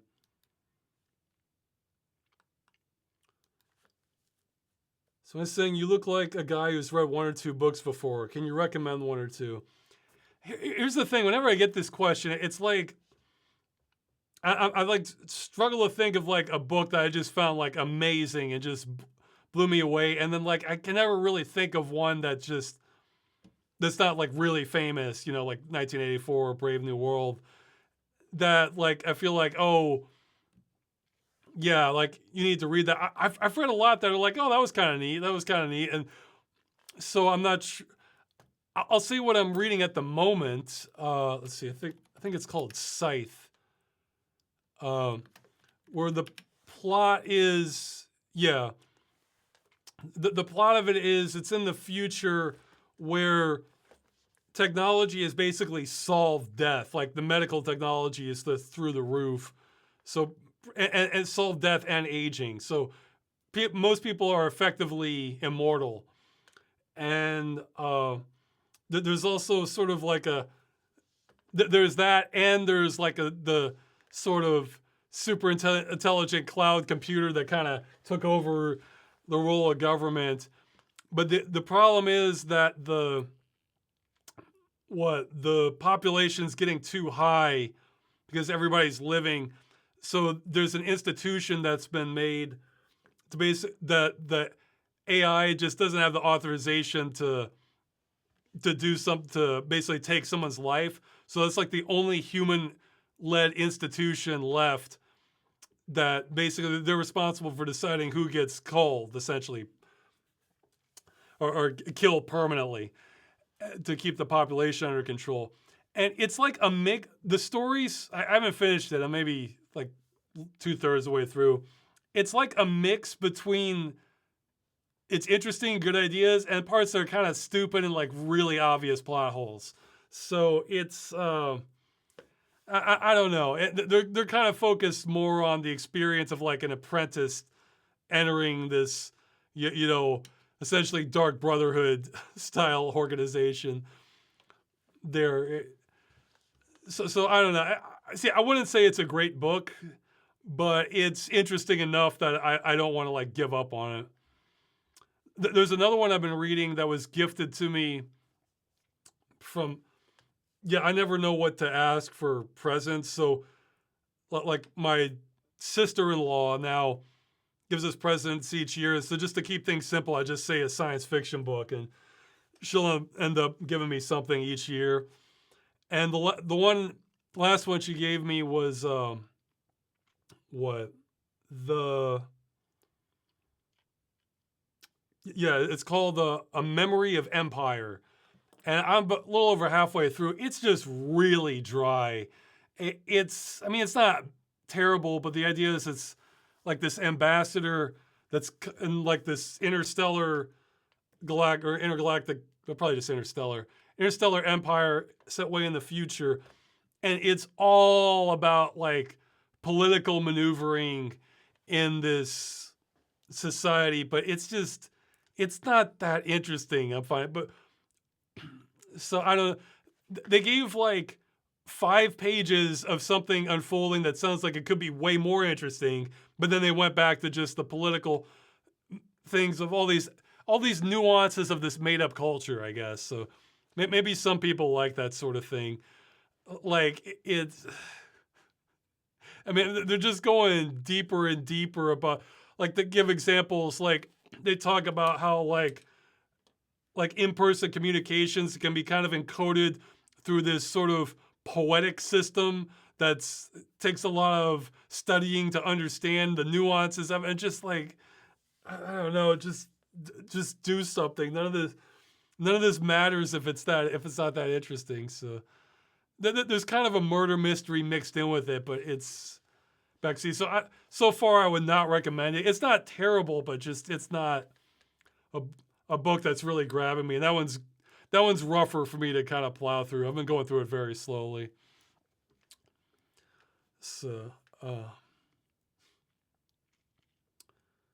let's see.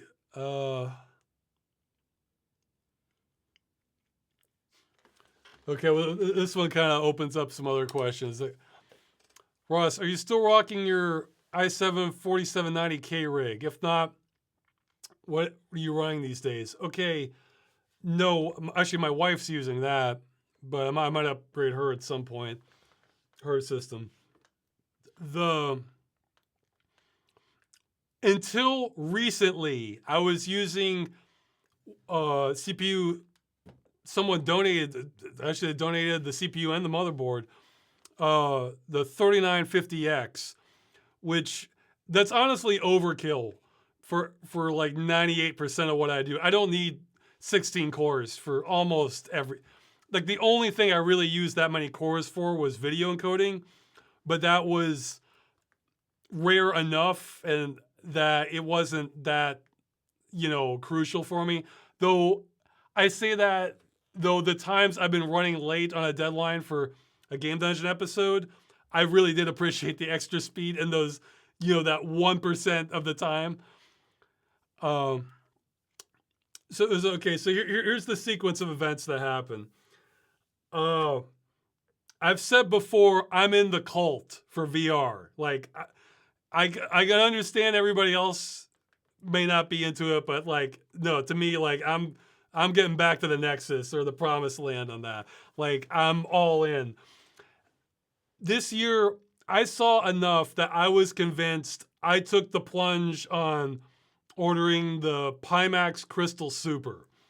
And that's one that has, well, they say 120. Well, they changed their specs a few times, but that's the only one I want to say in the past 7 years or maybe 8 years going on there that, no, I guess, yeah, I guess it's almost 2026. So yeah, 7 or 8 years that have pushed things forward for field of view.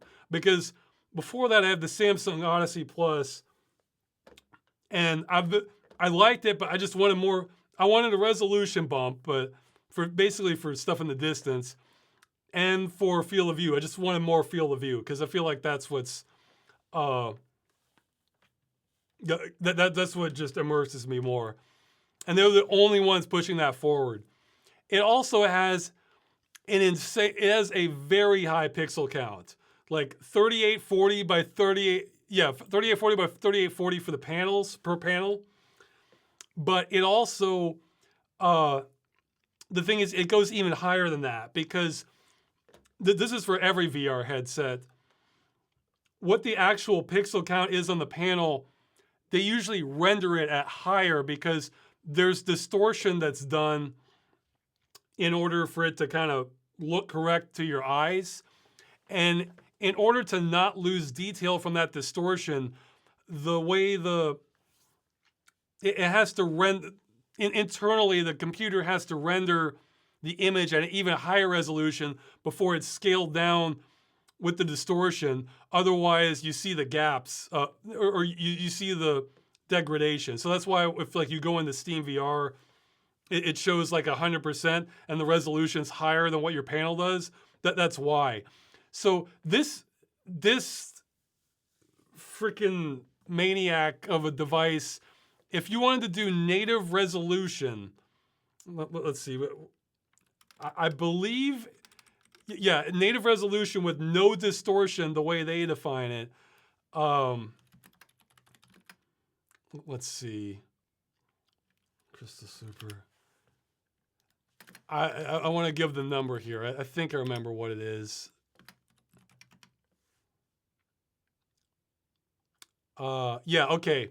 So the official resolution, so if you're just not turning down anything, is 6,240 by 6,280 per like eye.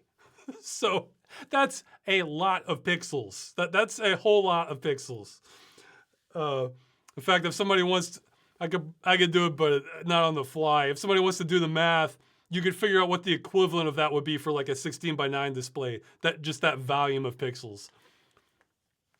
Now that's it. The good news is I found that to be a little overkill, but not like lots overkill. In fact, I did some experiments, and what I found was It's only for distance vision. Like if you're looking at stuff kind of close or medium distance, I find you can go a lot lower and it's fine. But for distance vision, uh, I could notice, I could kind of see some uh, gaps, or I could kind of see the quality loss at around, it was like in the 5,500 pixels range. So that's a crap load of pixels. And the thing is, I was actually able to run this on my old CPU, but occasionally there would be like stutters or hitches, and I wasn't sure which was the software and which was the CPU. Because, and if you look on their site, they put for the minimum recommended settings, the CPU, they're saying, I think they're saying like a 5800X minimum. So that's a faster, like per core count than what I had. So I was thinking, maybe I should move to the, maybe I should upgrade my CPU. It's like, oh, well, I'll wait till, Christmas or after my birthday or something, when I have more free time. Then, as I'm thinking that, I'm starting to see the news about RAM prices increasing. And then more about like, oh, this is gonna last forever. They're giving these sane speculations, something, okay, that's it. I'm just gonna pull a trigger now. Literally the only thing I do that I really needed a faster CPU for is VR. But like I said, I'm in the cold. I would be just as happy staying on my old CPU for anything else. So I did take a bit of a hit on the RAM price, but way before. It's gone up basically 4 to 5 times what the price is since I bought it. I kind of got in before they really started drawing blood on it. So I upgraded my motherboard, CPU, and RAM because I had to get a new socket. So so now I am living large on the 9800X 3D, but that's going to last me a very long time. And I was thinking, I think it's been maybe 10 or 11 years since I bought a CPU last time. I've just been accepting hand-me-downs since then. The last one was the 3950X. So yeah, that's reduced some bottlenecks, but man, it's still really demanding, but it's good enough for older games. I have played through all of Quake 2 and the expansions in VR on this. Yeah, I was almost tempted to like make a review on it or offer to make a review because I'm sure Pimax would have sent me one and I kind of gotten it for free. But I was thinking, well, I wouldn't mind making that video, but I'm not really a review channel and this might not be what like usual viewers want to see. So I decided against it. But if people want to hear me, maybe I can make a review on it and put it on the Curse Farms Junk channel. That might be, if people would be interested in that. Like, even now, I'm thinking I may have made a mistake in that I maybe should have gone for the ultra wide because they announced the ultra wide after I did the pre-order, and I was like, well, like I don't know how much of a field of view I need, and basically if I were to just sum it up, I would call it almost. Like it's almost exactly what I want, and that I really just want even wider field of view. On this one, using measurement tools, I got 100 degrees vertical field of view and 120 horizontal.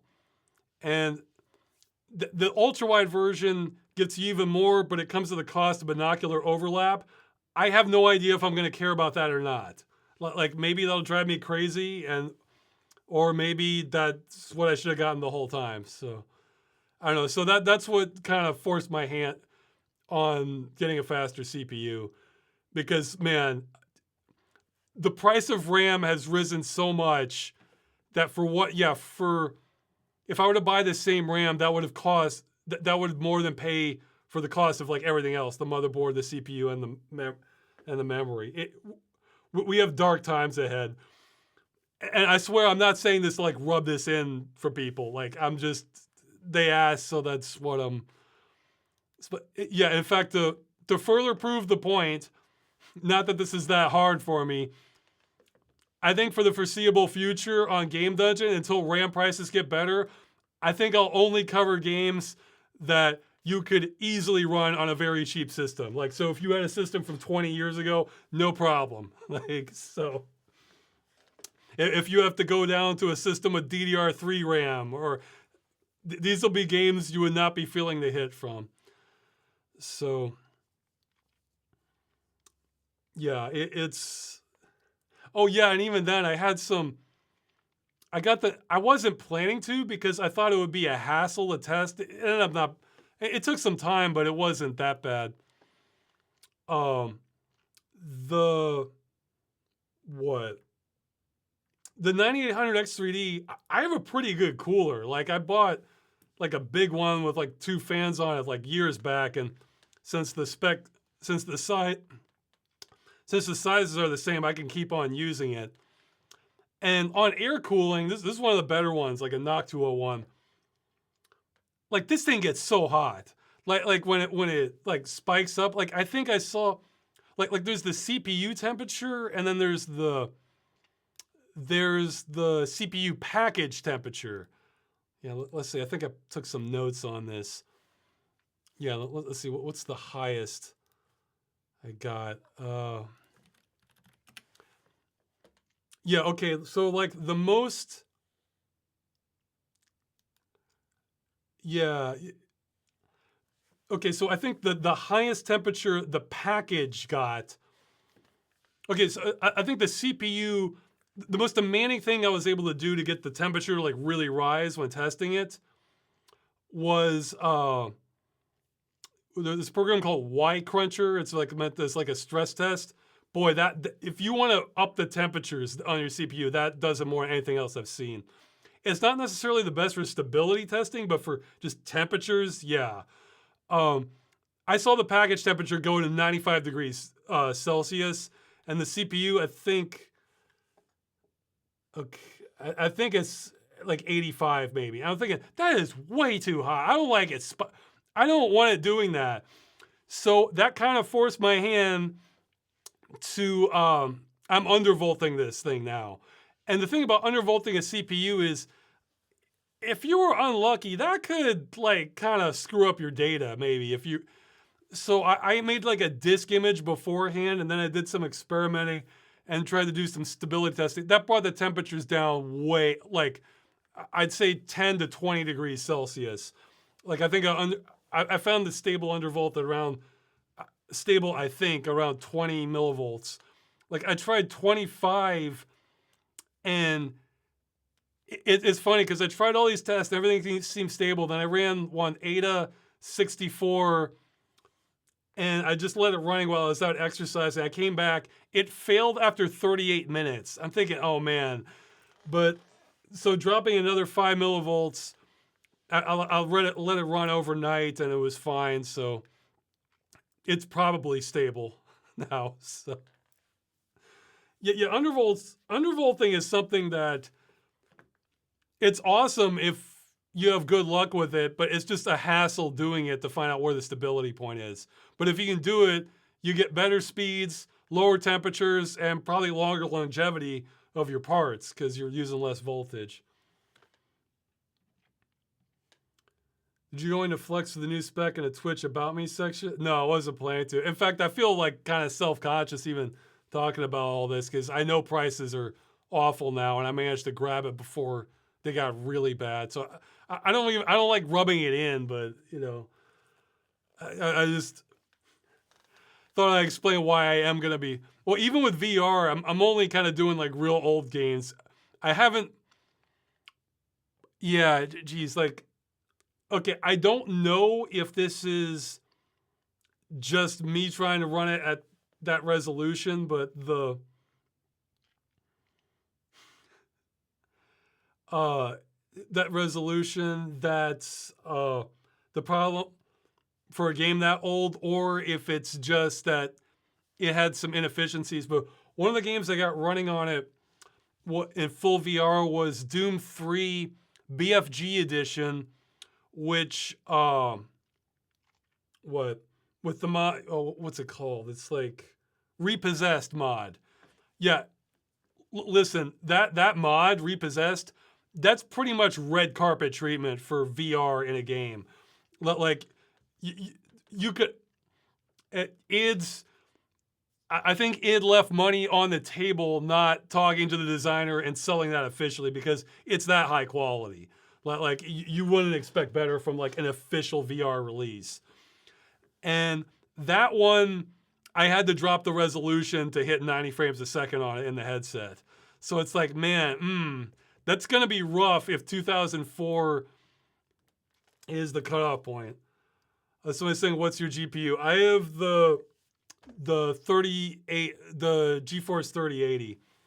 Though it wasn't maxing out the VRAM on that. Other things, it obviously hits the VRAM, so that's going to be a limitation. But see, that's the thing. There's only so many places I can go with the GPU right now because, like, people can laugh at me if they want. I am not going to put a card in my system with that damn connector, the 12 high volt power one, because you know what? I have high confidence all the parts of my system are not going to melt. Like even if I just run them around the clock, and I like having that peace of mind. I don't have that with any card with that connector. So that only leaves like the 3090 on NVIDIA side, the 4070, and then I guess the 5060. It's NVIDIA is sending the message that they don't want people like me as a consumer in the future. So I guess at some point in the future I'll have to go to AMD if I want faster. I mean, I guess the big upgrade on AMD side would be the 7900 XTX, and like that trades blows with the 9070 XT. But the 7900 XTX has more VRAM. So yeah, and I've heard that. I think I saw this speculation that don't expect the next card from AMD GPU to be until like mid 2027, and the next one for NVIDIA to be late 2027 or early 2028. So it's like, yeah, it's going to be a while. So good thing I like old games.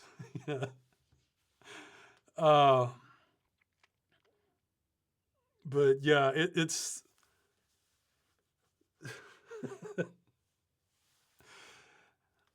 but yeah, I'm not touching that connect. Yeah, I mean the main things they have to give up for NVIDIA for my usage would be CUDA support, but maybe I could just run that on a separate system for the times I need it. And old game, forcing anti-aliasing on old games, but I could definitely do that on like an older system. So, I mean, DLSS is nice, but I mean, I don't know.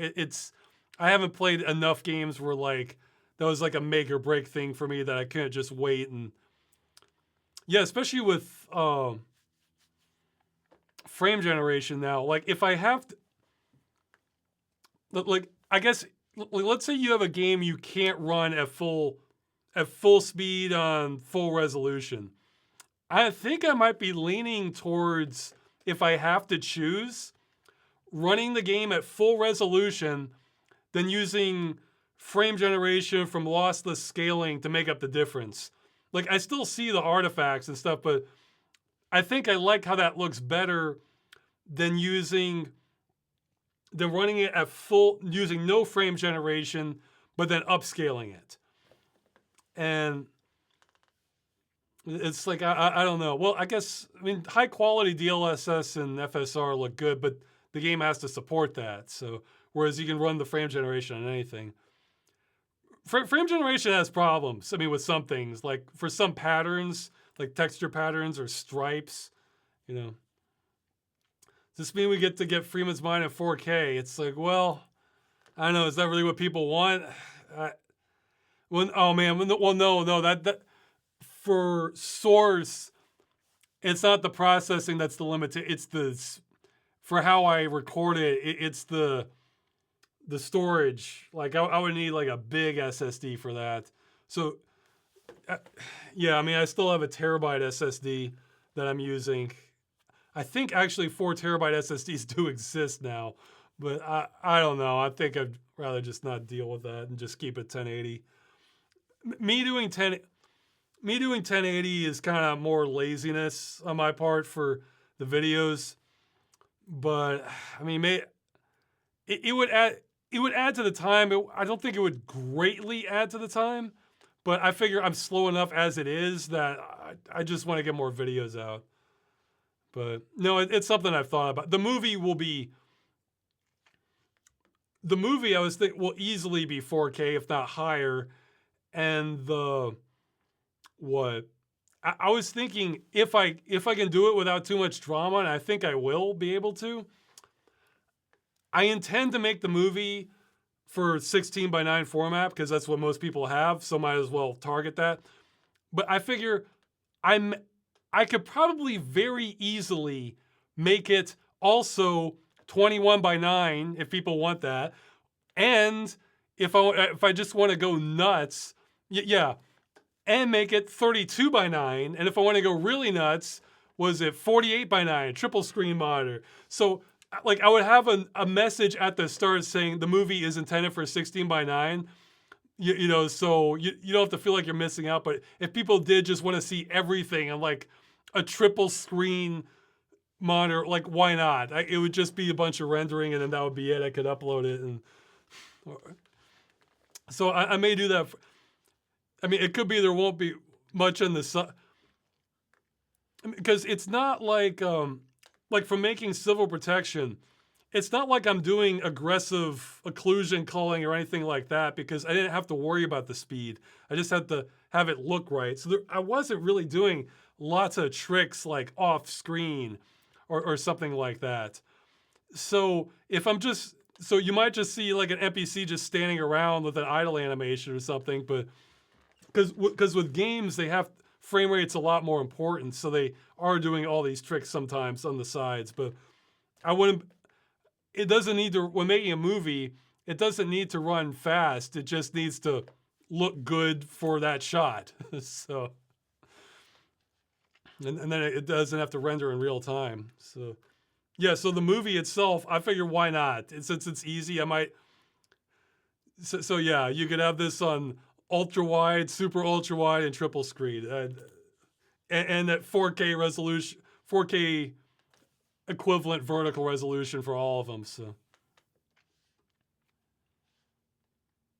how about those VR videos on YouTube where you can move the camera? Is that possible on your end? Oh, that would be a lot different. I mean, it might be possible, but I don't. Oh, okay. So if the movie was played back in VR, I don't. Well, I mean, you could do the. You could do. Actually, I hadn't thought of that, but no, I probably could do VR for most of it. I guess like 2D credit stuff would take a little bit of effort, but what you're talking about is like when you can move the camera. Like if you're moving it in 3D space, I don't know if I could do that because that would, you basically have to have all the assets on your end, and it sort of have to be designed for that. Yeah, no, I don't think I could do that, but I think I could do like a VR video, so like a fisheye thing. That probably wouldn't be hard. So yeah, if you want to, so you wouldn't be able to move around, but if you wanted to like look to the left or the right, yeah, I could do that. I think I could do that for the movie. I actually hadn't thought of that, but so I'd have to figure out how to do the face.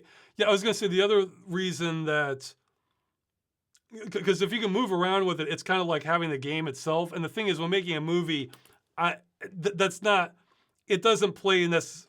Well, I can't. And maybe it is possible in Unreal, but I doubt I'll be doing it that way.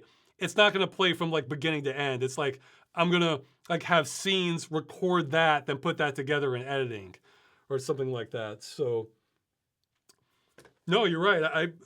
So yeah, you won't get a 6 Degrees of Freedom VR video, but you could get a like normal, like equal rectangular, if that's what it's called.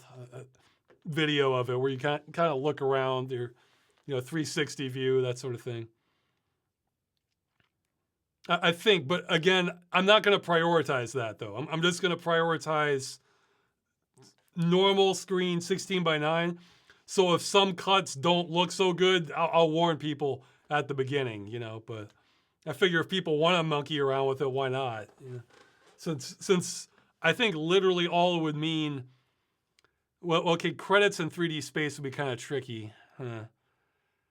Because I think the only 2D elements in the movie are going to just be like the opening and end credits.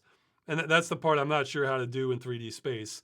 The rest would just all be completely 3D, so it won't think, well, I don't want to promise too much, but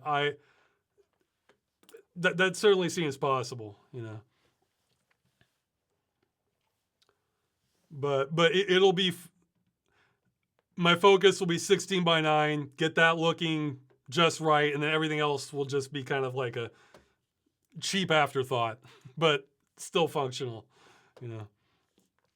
It's kind of like in a game where they designed it for like a certain field of view, but they just slap on, okay, yeah, if you want to run it ultra wide or higher field of view, okay, here are the controls, whatever. We didn't test that, but here you go. So it'll be that kind of mentality for it. Okay, but that's like an end phase thing. I shouldn't be thinking too much about right now. Okay, questions.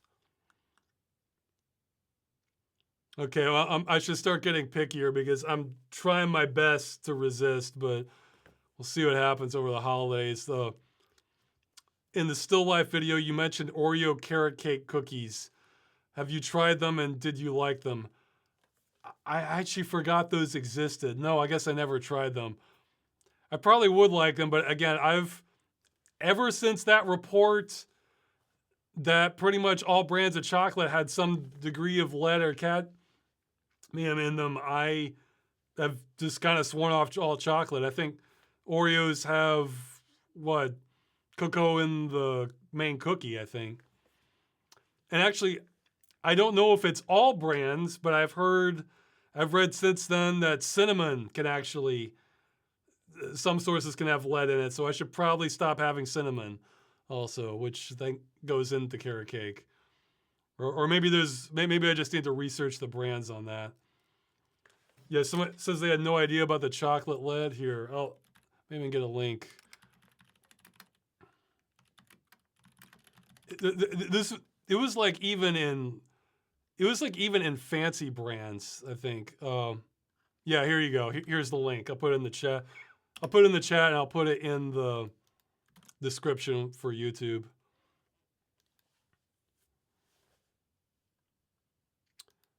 Yeah.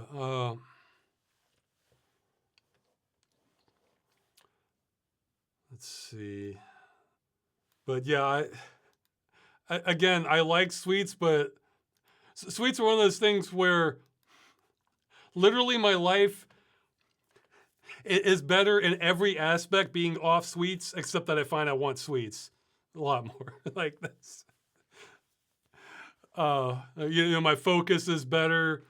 Emotions are better. It's sleep patterns, I guess, are better. It's just all better, except I keep wanting sweets when I'm off sweets. So I try to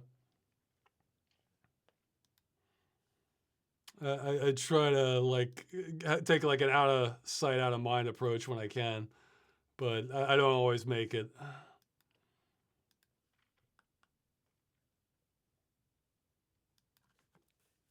But yeah, I imagine I would like them since I do like Oreos and I do like carrot cake. I love carrot cake.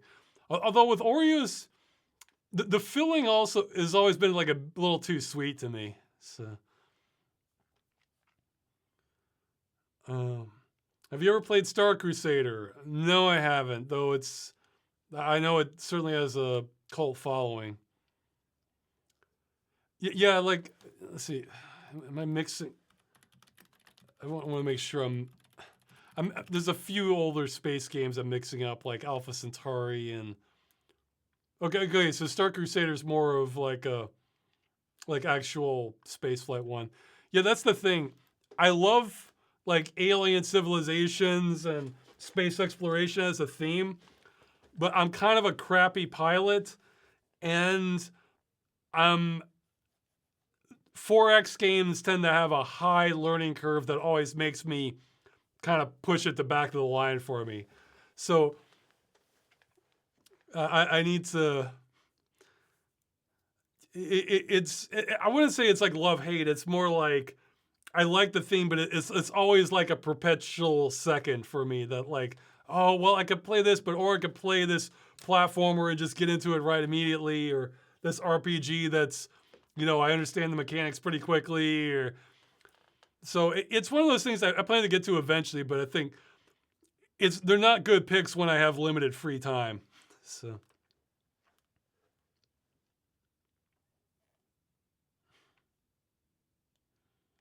Oh, I didn't see this part. They only ever have driven through West Virginia, went to Biscuit World and some truck stops. What was there to do? Well, I guess I know I know more attractions in Tennessee, but I guess in West Virginia, I think there's like this famous bridge that people bungee jump from in West Virginia because it has like a real high, uh, gap between the canyon, the bottom of the canyon, and the start of the. Let's see, bridge, West Virginia jump. I mean, certainly if you like hiking, there's a. Oh, okay. They have. Oh, wait, no, that. Okay, yeah. I've trained myself to look past whatever crap the Google AI reports back to me because it's wrong way too often, like way too often. So I don't trust it to tell me the circumference of the Earth. Like maybe it gets it right, maybe it doesn't. Like, okay, so it looks like they have a bridge day for base jumping. Uh, okay, what's the bridge? Is it the New River Gorge Bridge? Yeah, okay, so New River Gorge Bridge. So that's something you could do in West Virginia. Jump off a bridge. uh, let's see. Yeah, I mean, there again, fantastic hiking. If it's like, I imagine there's some overlap between Tennessee and for things you can do in Tennessee versus things you can do in West Virginia. For Tennessee, that's like the best place, one of the best places to get fireworks, or used to be, because they would just have like no regulations, just about. So, like I think I mentioned before, we would sometimes visit my uncle lived because we were in Southwest Virginia, so we could cross the border over to Tennessee to drive a couple hours to meet my uncle. And like when you cross the border, you would see these billboard signs saying it's like fireworks factory outlet. So we would try to visit him for 4th of July because then we could always have better fireworks that way. Because Virginia is way more stringent about them. Uh, I would be surprised if West Virginia had stringent fireworks laws. Uh, and in Tennessee, they have Pigeon Forge, which is just it's kind of like a tourist trap thing where they have like lots of like amusement parks, mini golf, water parks, stuff like that. So though I mean, I imagine most states have the equivalent of something like that, but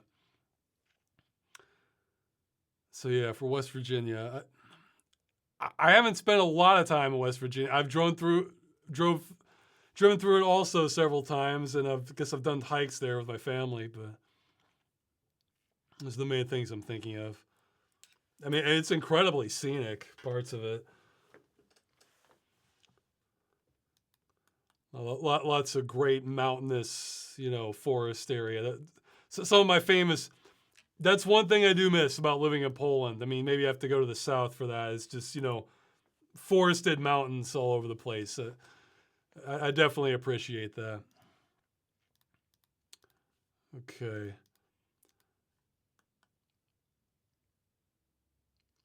So I was saying, ever think about hosting your machinimas on Newgrounds? Maybe. I hadn't thought of that. I always associated Newgrounds with like actual, like kind of 2D animation stuff or Flash stuff. Have you been to Harold Parker State Forest? No, I never have. I made that up for the episode, trying to find the closest. I just looked on a map trying to find like the close. If you wanted like a big patch of forest that was close to MIT, where would that be? And that's what I landed on. Would you bet that the AI is a bubble that's going to crash the economy, or do you have a different perspective? It feels especially relevant with rising RAM prices and probably PC components in general. I have no idea, except I don't see this going well.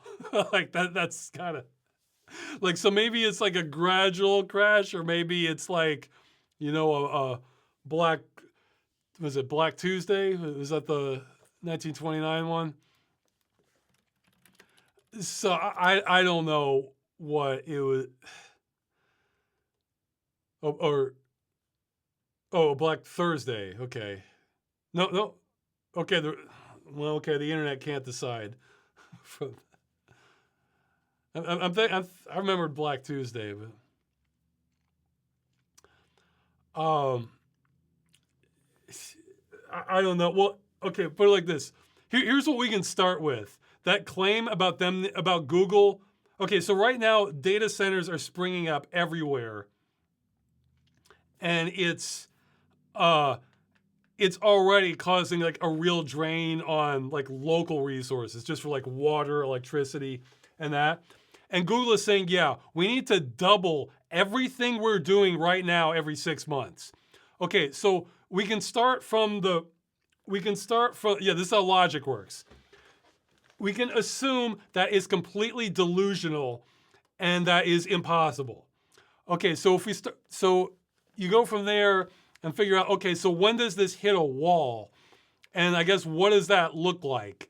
And there's a lot of variables on that part, because the wall could just be that a bunch of people just get cold feet in the stock market, all start pulling out, and then that leads to a cascade, and then that happens. Or the wall could be that they just they just can't get these data centers up enough, and then that's causing the AI to kind of putter along, and then it kind of, drains more. Yeah, I've heard with, while I think it's the wrong priority entirely to begin with, it is a metric for measuring when the economy might crash. I've heard that if you don't factor in AI, then I think I heard the U.S. economy, the GDP just didn't grow at all, or it was like 0.1%, or something like that. So we're already in basically like recession conditions, but we have AI. Well, I think for real world people, everybody knows we're kind of in recession conditions. I guess what I sort of mean by that is, there's a point where if you have like a Great Depression type event, that causes like a cascade of other events that leads to groceries not having enough food in the stores. And that's the part that I don't follow the entire chain of that, but that's kind of how it works. So even when they say, oh, well, that's separate from the real economy, yes, it is, but it can still blow up the real economy. When talking about like stocks and things like that. I don't know. I mean, it is. I mean, it does feel like madness. Where, I mean, I'm not sure what the. I'm not sure what the thinking is, because, well, I mean, it's obvious for companies like NVIDIA, because I think they're literally considered the most valuable company in the world now, and yet still can't be bothered to spend the extra 3 cents or whatever it costs to have the freaking 8-pin connector on some models of their cards.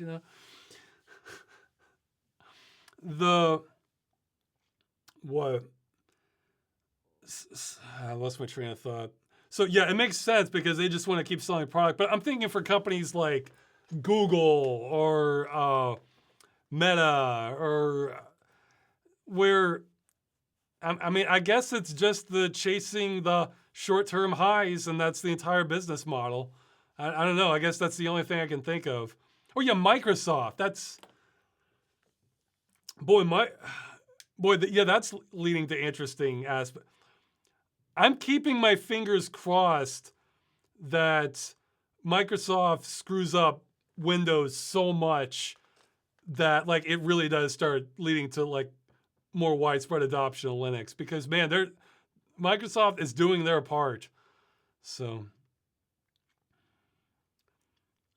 yeah. Okay, so somebody's saying right now it's a rush to see who's in control of it. Well, see, even then, I think, I mean, I could be wrong. That seems like a fool's errand, because isn't that kind of what DeepSeek was supposed to show? Is that, you know, this control on it, even if you do make it to the top, it's not going to be ironclad, because you probably are going to have competition from China that can kind of undercut what you're doing. I mean, maybe it's not as good, but it could be good enough, you know, for what people are likely to need it for. I mean, I think part of it might be that what I think investors who don't know any better, or maybe or maybe I don't know any better, but I would, in this case, I would bet against it.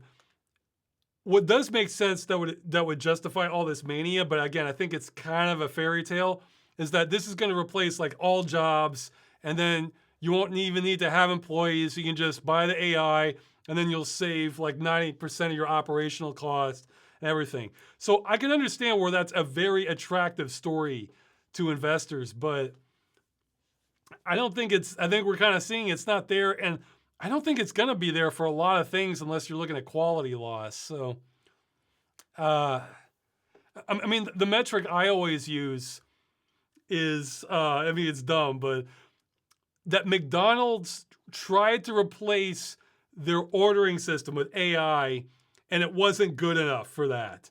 And I'm thinking, out of all the fast food chains I've eaten at before, McDonald's would always, in the past, like when I was growing up, they would always screw up the order more than any other. Like it was just, so I'm thinking, if that's not good enough, well, like I mentioned before, I kind of hate vinegar. So if I asked for something like without ketchup and mustard on it, I remember as a kid, it would be like a 1 in 3 chance they would screw it up, and those would do it anyway. So if like AI can't beat that, then like there's a lot of things it can't do then. So I don't know, but maybe they've sunk so much money into it, they can't back out without having their stock price crash, or I don't know. So I would, I guess I'll sum this up by saying I think for sure there's a crash coming for that's AI related, but I think there was a crash coming even without the AI speculation. And I would have thought it would have happened like years ago. Like, I don't even understand how things have stayed this propped up. First after the 2008 crash, and then later after the COVID crash. So, like, I don't know what's going on now. I've heard the analogy made before, you know, of Wile E. Coyote running off a cliff, and he can keep running as long as he doesn't look down. It seems like he's been running an awfully long time. So I don't know how any of this works now, other than it doesn't seem stable. And that what Google said, that statement from Google is just utterly delusional. Like utterly, but maybe you lose your job unless you are saying things that are utterly delusional in that kind of environment. So who knows, you know? Nothing good. I don't see good things coming from this on like any front. So. All right, more questions. I might start skipping some more.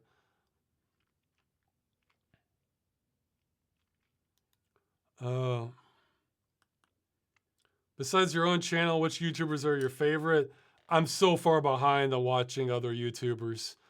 Well, some I wanted to catch up on are like internet comment etiquette, Civi 11, Weird Video Games by, you know, Tom White. Uh, Where's some more? Yeah, I have to think about, like, in the past it was Angry Video Game Nerd, but since he stopped writing his own scripts, the quality went down. But maybe it came back. Like I don't have a problem with him not writing his own scripts. I have a problem with then those new scripts just being crappy compared to the old ones. You know, so.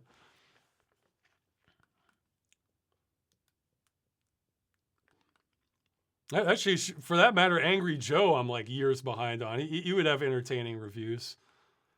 Uh, yeah, so I'm behind on lots of people. I'm not, but yeah, I generally like, comedy stuff. Or, oh yeah, there's another one I want. Wizards with Guns, I think, is the name of the YouTube channel. That one looked pretty promising. I saw clips from that. Yeah, yeah. There's some other like small comedy stuff that. Goodness, let's see.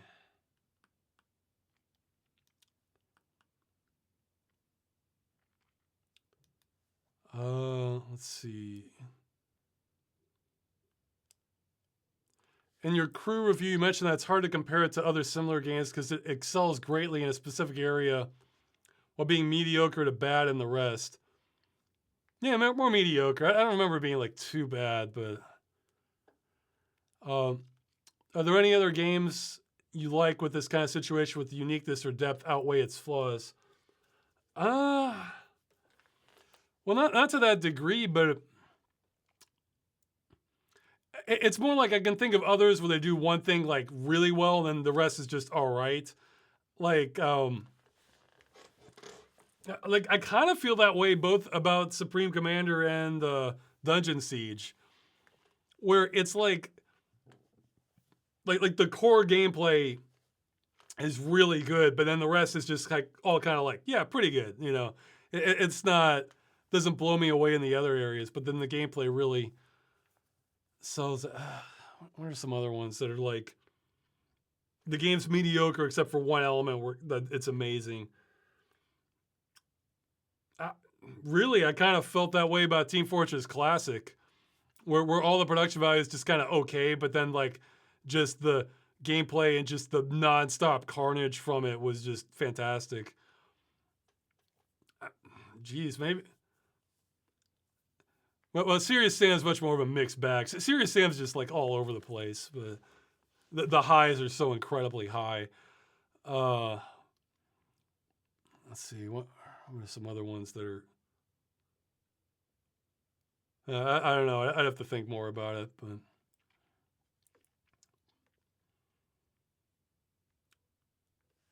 Oh, my thoughts on the video game awards. I barely even pay attention to. Like the only aspect of the video game awards I care about are announcements of other games of games I might be interested in.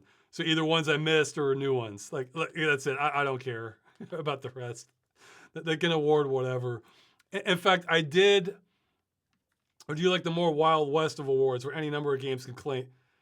Oh yeah, well I might be interested in that because, okay, this is hardly scientific, but my litmus test for the Game Awards one year was one year I played Hunt Down, and that was one of my favorite games of that year. I was thinking like I can understand if like that doesn't win everything, but in order for me to even consider your ceremony to take it seriously, that needs to be nominated somewhere. Like, I mean, for that year. And it wasn't nominated, so I'm just like, okay, this is a joke then. Like, I don't care because I enjoyed that game more. I'd have to look through the list of what else came that year. But if that's not even nominated somewhere, then it's like, okay, then your ranking's kind of pointless to me. So I can totally see that not winning awards or like the top 5 or something. But if it doesn't even get nominated, then your comparison just doesn't have any value to me because then I just can't even trust what you're telling. And plus, people's tastes can vary a lot too. See, like I think my favorite, I think what I would like for an award ceremony is maybe have like different judges, and then they have like different taste. So they're gonna have like, so each judge is gonna have like different rankings for like what they prefer, and some of them might be very different. Like I would want to hear, yeah, like I mentioned Civi 11. I would be curious what his rankings are for like games of the year, especially for like first person shooters, because he's gonna have tastes that like, okay, this is not gonna be. This is somebody who clearly gives a damn about first person shooters. He has his own preferences. Some of them might even deviate from mine, but I'm gonna trust that more than what the Game Awards is saying about like what the best first person shooter was. So that sort of thing. So yeah, I would want a contest that has that can account for subjective taste being very different. Because I think that, because I mentioned before, I'm not really into like anime type games or like QT themed games, but some people love that stuff. So you don't want me judging that. You want somebody else who's really into that judging it, So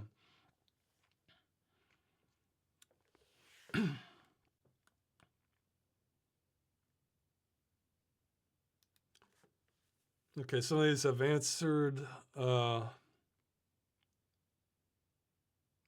Okay, well, apparently, there's a new Trackmania 2 Canyon video, or Trackmania Squared, excuse me, that has 100,000 cars, and the thumbnail says it took 10 years. Okay, I'll put that. I'll put a link to that in the chat. I haven't seen it. I think past a certain point, it's kind of like, your brain's not really going to notice the difference between like 10,000 versus 100,000 unless you're doing something that shows it all at once. Or yeah, I can take a look at it. How would you rank your physics knowledge? It's kind of standard. Like, in the most physics stuff I had was in high school.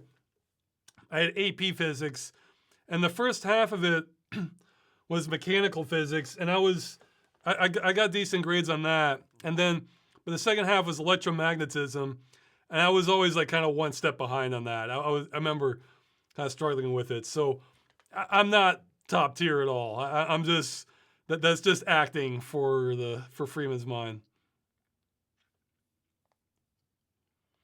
But I occasionally try to like do a little bit of research to give them some more cred.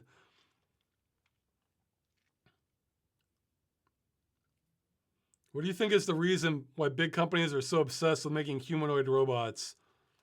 I don't know. It could just be their folly. I mean, I haven't heard of that many, but I was gonna say it could just be their folly, or they're hoping they can eventually have like a robot butler or a robot maid or something. Which maybe we do eventually, but I don't think the tech's there really, except for on basic levels. Excited for the new season of Fallout. Well, I mean, if it's like the first one, I'm sure it'll be good. So.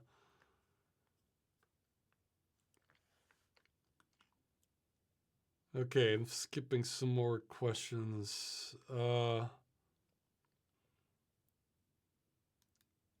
Let's see. Is there something you wish choice-based games did less or more of? Yeah, I mean, I kind of mentioned that before, I guess in the Fahrenheit episode. I would like to see more choice-based games that just take you really different places, depending on your choices. I understand why they don't, because that's a lot more work for the developer. But I mean, I don't know. I think you could do that in a way that wouldn't make the workload insane if it was mostly if like a lot of it was from dialogue, where you don't have to you don't have to show like you know helicopter explosions and car chases and stuff, depending if you go down path A versus B. But then you have something that can kind of still have a lot of meaning, but most of it's conveyed through dialogue. Because from a production standpoint, that's so much less work than like setting up a lot of other scenes and locations and interaction. But if you have good writing, that can make a huge difference in the story. So I guess more branching off. Also, us, the chat, maybe you guys have seen this before. I can't think of an example I have, but maybe I have noticed in some, like, I guess BioWare especially, but I've seen it in other RPGs too, where you'll have some choice, and like, let's say one character was a bastard, and you have the choice to forgive them or to just show no mercy and like kill them or banish them or something. And it seems like overwhelmingly in these games, when you forgive them, there's some advantage to that. Like, oh, you get a better ending, or they join your party, or something like that. And I was thinking, I'm not sure that's really how it works most of the time in real life. Or you gotta get somebody who's like a real psychopath. And I want to see something in a game where if you forgive that person, it's like, okay, well, went too far.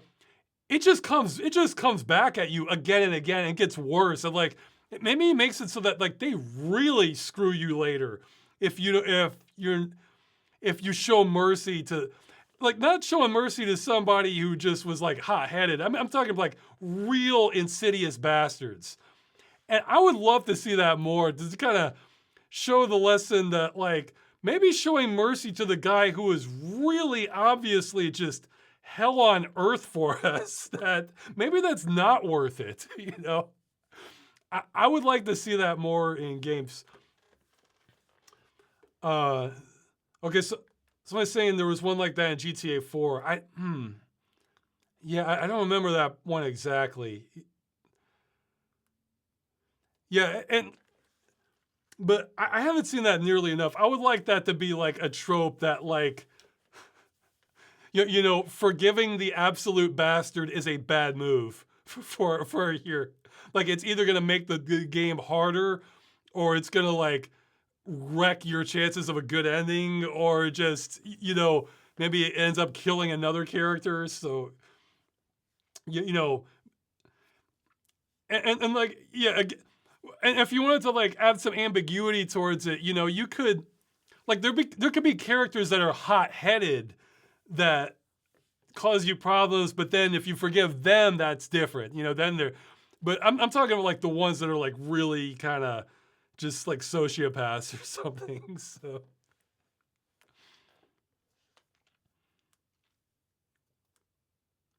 Oh, do you have an idea? Imagine ending for Deus Ex 1 that you have preferred. Not presentations, but options that you think weren't presented. Well, I guess I think more of the Fallout is what I would have wanted. Like, because like, to me the most interesting one was the Helios one, where you merge, but then all you do is just see them walk off, and then like some blurbs about what happens. I think it's like I'd rather see the after effects of all this. So yeah, for blowing up the internet, no, I think the endings are decent. It, like, the premises of them, it's just I guess mostly they're just so bare. They were way too bare, I guess. Do I have my own Half-Life 3 release date theory? I have no idea. I mean, I just like, almost by habit, I just tend to defer questions about Half-Life that I have no clue on to, Valve News Network channel, because I figured Tyler knows that stuff up and down.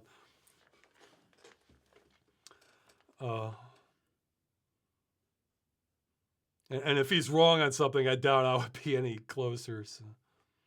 Okay, I should. I'm getting. There's not too many more submitted questions left. I'll just kind of skim through them quick before I do the live ones. Will Silver Protection and Moon Gaming ever get any kind of comeback? Silver Protection maybe, but not until after the movie, I don't think.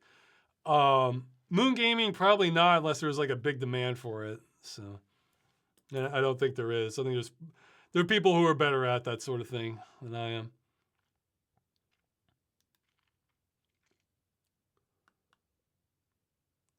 Okay, I'm skipping some stuff I've answered before.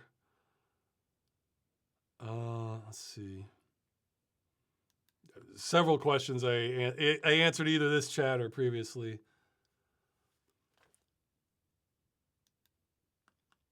Well, I can answer that. They're saying, would you do civil protection style videos on Source 2 in the future or stick with Source 1? Neither. I would probably move to Unreal and port the assets.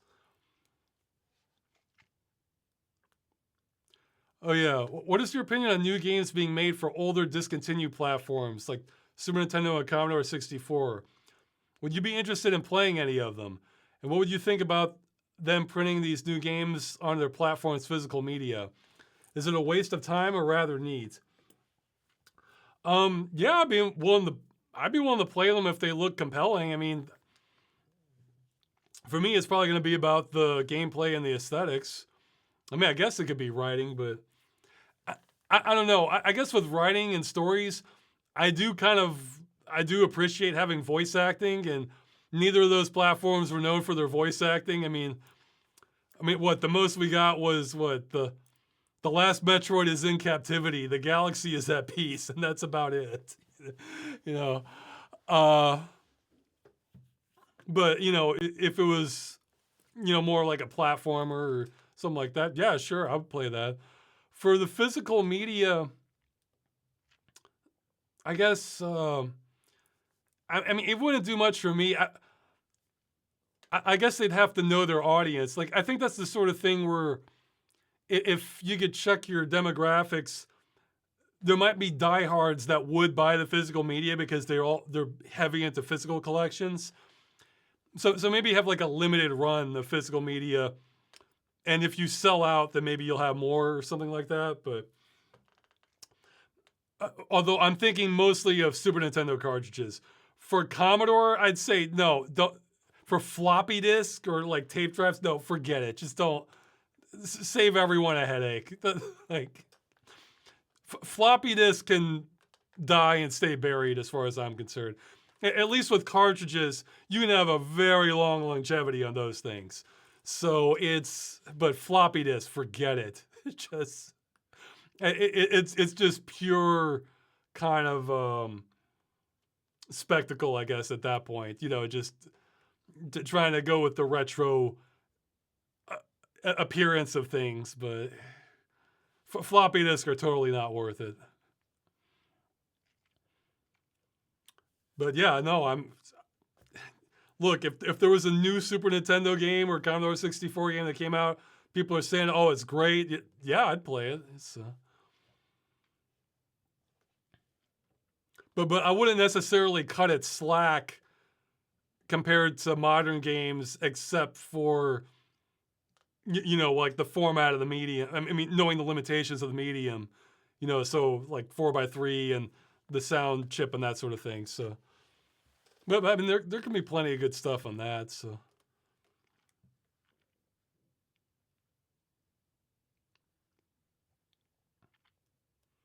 yeah, I can be more forgiving on, well, yeah, I guess a bit of a hint for the next game dungeon.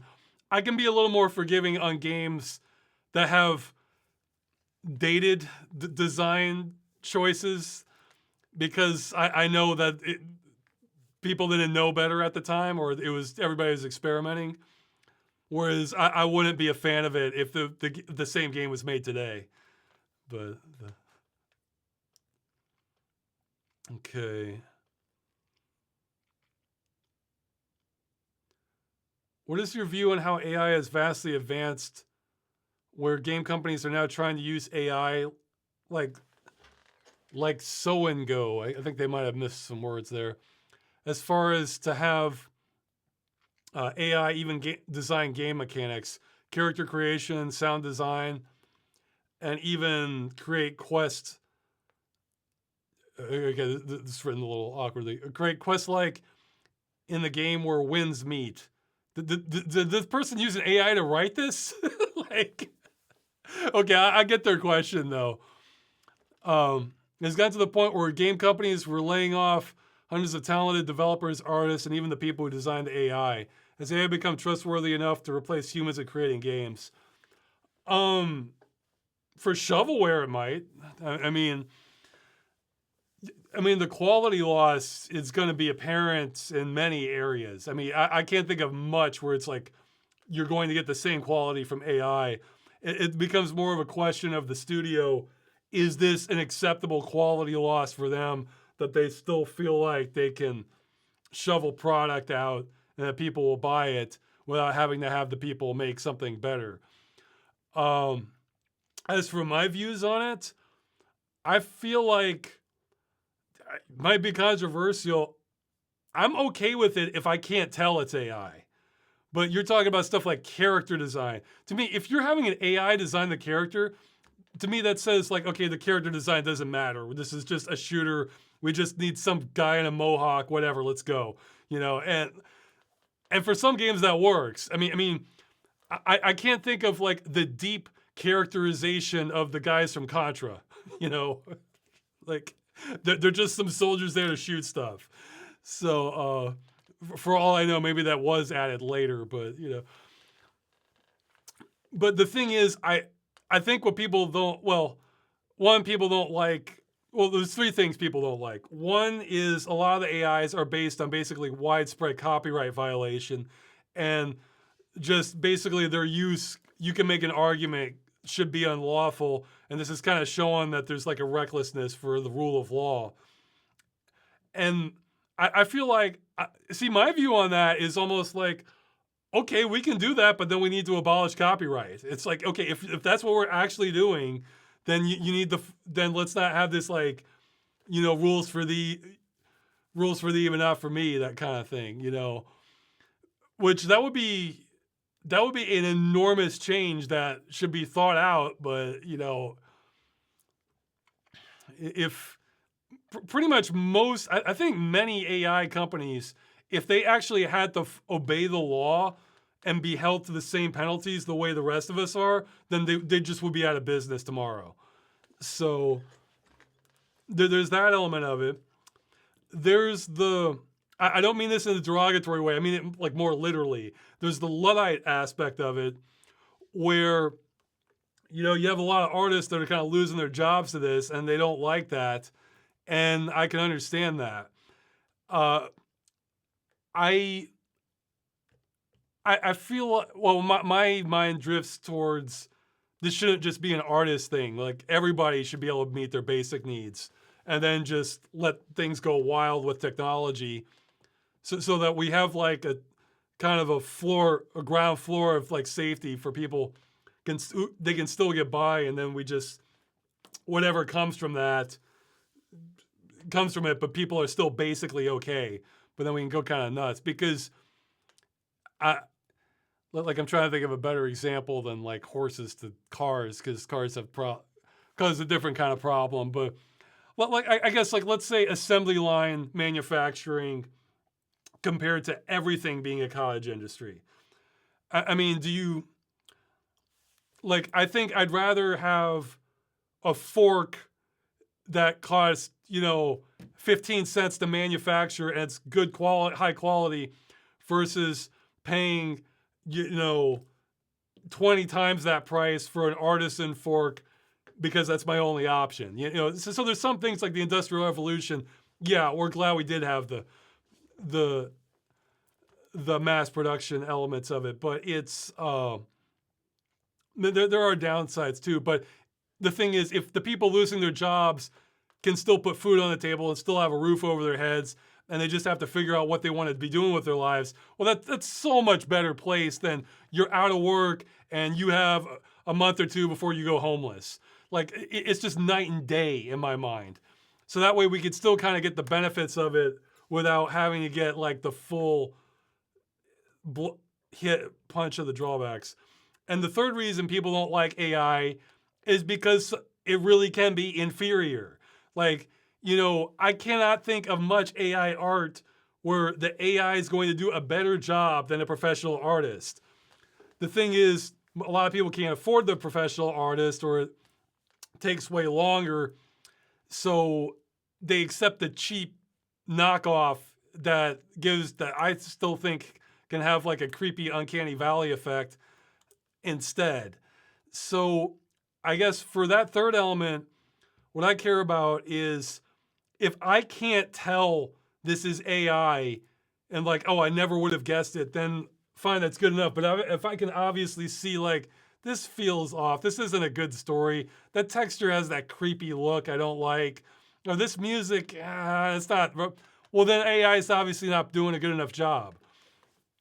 And I think for a lot of things, the AI is, no, not good enough. It's just a question of how much quality the publisher or the developers want to burn to get the product made.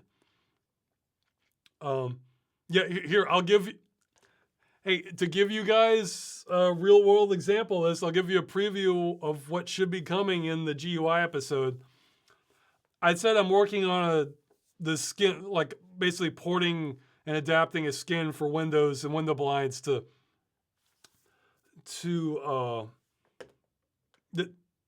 basically skin Windows for the episode. I'll release that with the video. I haven't found, the thing is, with Windows scaling for the skin, you have to do it for DPI measurements by like 25%. So there's like 100%, 125, 150, 175, 200, and you have to scale that. And the thing is, if you just do that normally, then it just has like the bilinear filtering blur, and that just looks like crap for that. So there's kind of two options around that for me. One is to go like complete pixel art, which might be possible, but then for 100% to 200%, that's easy. But like, let's say you want to go to like 175%, you can still do nearest neighbor filtering, but that's going to like not, it's going to like look a little off, most likely. Well, what I plan to do is I'm going to release 2 versions of it, or my plan at the moment. But since I'm the one having to do this, so to kind of finish it off, I'll have one that's completely the pure pixel art. So, you know, it won't look great at the odder DPIs, but it'll look pixelated, but it'll be like exactly as the original one, exactly as kind of the theme I'm mimicking was. And there'll be other one where I think with me overseeing it and tweaking it, I think I'm going to be able to get pretty decent, because this theme is pretty simple and uses like geometric shapes and shading, and it's not using like lots of exotic details. I think I can use AI scaling on the upscaling part of it and make it look better than it would compared to pixel art. And I'll release both versions, and I'll tell people this is the one that did use AI upscaling from the original graphics. So yeah, like at the 100% DPI, it might not look any different at all. But it's like for the higher DPI settings, I'll be fully upfront with that. And hey, if you hate it, you can use the pixel art, or maybe somebody watching it will just be like, they'll be so annoyed that I use AI to upscale it that they'll go and fix it themselves. Who knows? But I intend to make it, that's my plan. If I can't get it looking good, then I won't do it. Then I'll just stick with the scaled down one. So that's like an instance where I could use it, but I think my approach to it is going to be way more cautious than what a lot of these companies are doing, where they're just like, yeah, just throw an AI upscale, go, you know. So, whereas this is something I want it to be good enough that I can stare at it when I'm using Windows for years to come. So.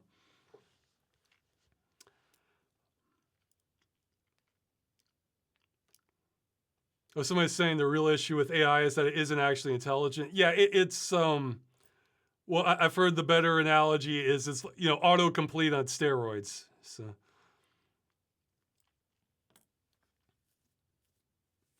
Okay, just a few more questions. I'll take live ones. So let's say they saw a cheap jury-rigged VR treadmill for some guy playing Half-Life 2. It works by suspending a mouse above a treadmill and binding the mouse movement to equivalent scale character movement. You can't turn in real life with it, but you can walk and run. Will you ever try this out for a cheap VR treadmill solution? Or do you not care and want the full VR visual experience? Well, yes, I want the full VR visual experience, but I'm more open-minded on the locomotion experience. But like I could I could work with tank controls, you know, where I can only move forward or backward, and then I use like a thumbstick to turn, and I could work with that. No, I absolutely want to have a VR treadmill solution at some point, but it's probably not going to be here just because the main thing I'm thinking about is ventilation. Because if I'm using it for the duration I want to, you don't want to be working out and sweating in a room that doesn't have like better airflow.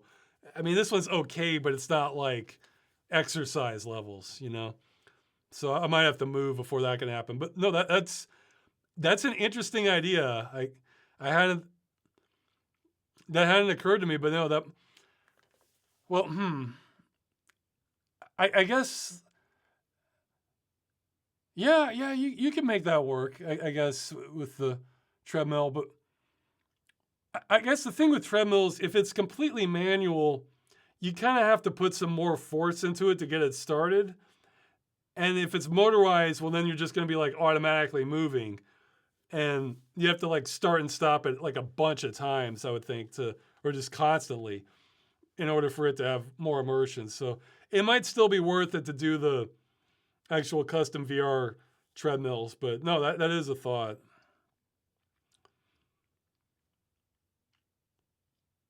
Let's see.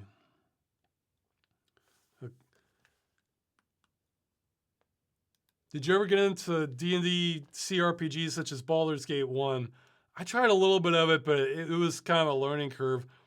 The most I've played of one of those is Planescape Torment, which might not count, but I definitely tend to finish it. So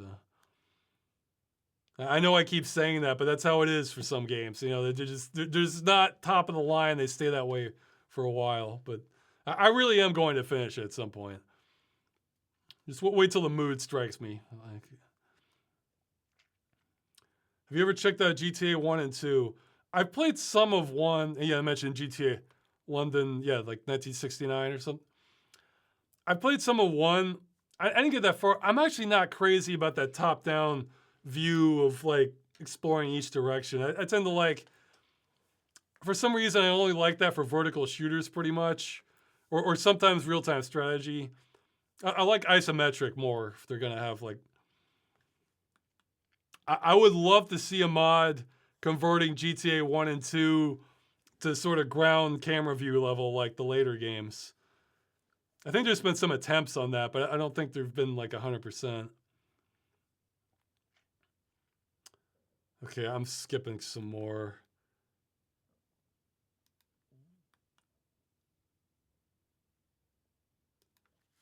Okay, somebody has a question of Visa MasterCard recommendations. Would you be using something like Revolut or Wise over banking options? I have no idea. I mean, it's what's best. See, not only do I have no idea what's best, but it could change next year. You know, like I noticed that when I opened the bank account here is that they offered this promotion that sounded good, and then they changed the terms later, and there was like wasn't a way to prevent that, and I was like, okay, well then what was the point of all this? And then they tried to push some new promotion, and it's just like I don't want to be hopping through all these different plans with finances because I'm sure they're gonna screw me at some point doing that. Okay, you can start asking live questions. I'll scroll up on some of them. I'm checking the last ones here. Do you think Alex's Mind is a series that could exist? Considering Alex already speaks in her game. Yeah, you can mute if it's on regular Source Engine games, you can mute lines pretty effectively. But I mean, I think you'd want a woman voicing Alex for Alex's Mind. So wouldn't be me doing it, but somebody else could. Yeah, same for Chell's Mind for Portal. Oh yeah, you were cut from PC for a year except for administrative stuff like bills, call parents, scan a document, and such. No gaming for a year. What do you do? I'll probably read more. I don't know if watching movies and TV would count or not, but that would be up there if it would. Honestly, I probably would exercise more, though I'm trying to do decent on already. geez, I mean, I like skiing, but it's never getting cold enough for it nowadays where I am. Uh, I probably bicycle more, like explore. Well, I don't have a bicycle at the moment, but I've been meaning to get one for a while to sort of expand my range since I've kind of seen almost everything in my walking range from where I live. So I kind of need a bicycle to expand the range more, or take the train. You'll read more, obviously. I'd learn more Polish. Let's see. Um, yeah. Yeah. I would probably buy a music keyboard and learn how to play more tunes on it. Because I can do a couple, but that's something I wouldn't mind. It wouldn't be for any sort of purpose. It's just something I wouldn't mind learning how to play more songs on. Let's see. What are some other things?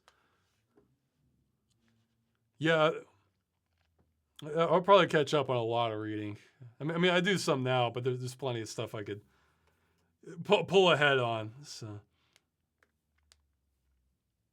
Oh yeah, somebody's saying how much your paranoia about OS updates, gaming, dementia, all the things you mentioned help, and how much obstructs your work and creative process. Well, for like OS updates and the gaming dementia. Well, that was something different. That was more like what's going on. Well, the paranoia about OS updates, I'd say it helps. I mean, God, I'd probably be even farther behind if I didn't gut out more of the Windows crap. Let's see. And somebody's asking about thoughts on China, Illinois. I'm not familiar with it, so. Okay, so now I should go to live questions quick. Alternative universe, Ross or Moon Gaming ever coming back to Game Dungeon? I don't have plans for it, but I guess it's not impossible. Any reason why companies shafting AI in the generative part of the game development instead of, implement as AI opponent? Yeah, my God, that's what I'd much rather see. Yeah, there probably is a reason for. I thought about that before the stream, and then I completely forgot about it. Yeah, because that's where people really want to see AI is in. Let's have really smart AI opponents or AI teammates or something like that, because that can make the game a lot more fun depending on what kind of game it is. I mean, God, how fun would that be to have? I bet most people watching this could think of a dozen games that they would like a really good AI with, either as an enemy or an ally. I think the reason for that is that AI is so computationally demanding. So it's like, yeah, we could have the enemy running around, but then you're talking like 2/3 the frame rate because it's taking so much computational power to do it. Although, hey, that might change maybe that changes in the future. That's what I was saying earlier about like China with DeepSeek. Maybe they do come out with something that's not as good, but it's just 100 times more efficient, and that's good enough for an AI. That's entirely possible. So yeah, that I hadn't thought of that. That like you start off with an AI model that can make much better decisions with their actions, but then they just strip it down to just the parts that matter and just make it as efficient as they possibly can. It could be that's still too much computational power. I don't know. Or it just doesn't, or the things we can use AI for don't translate as well to what you would need it to do in the game, No, you're right. That's 100% where I'd like better AI. Oh yeah, I forgot to mention that. Is your car sickness and VR nausea the same, worse, better than it was in the past? 2L, it's better. It's dramatically better, but for two reasons. One is I got a little bit better with sort of the sea legs in VR. Not dramatically, but like some. When I switched to the Pimax, it is way better. So I think it just means that the sensors on it are much better. And I notice it is like a little more jittery than what I had on the Samsung Odyssey. I think that must have had like some smoothing or something where like just detecting all those little, like really tiny movements of my head keeps me a lot less motion sick. So yeah, it's easily like double the amount of time I can handle inside VR. So yeah, it's getting like I can easily go over an hour on it now. I start feeling like a little weird after that, so I usually stop. But so yeah, the sensors really matter. It could have been that was holding me back a lot of this time, that the sensors just weren't as good, or smoother is not always better for motion sickness, because that those both had the same refresh rate.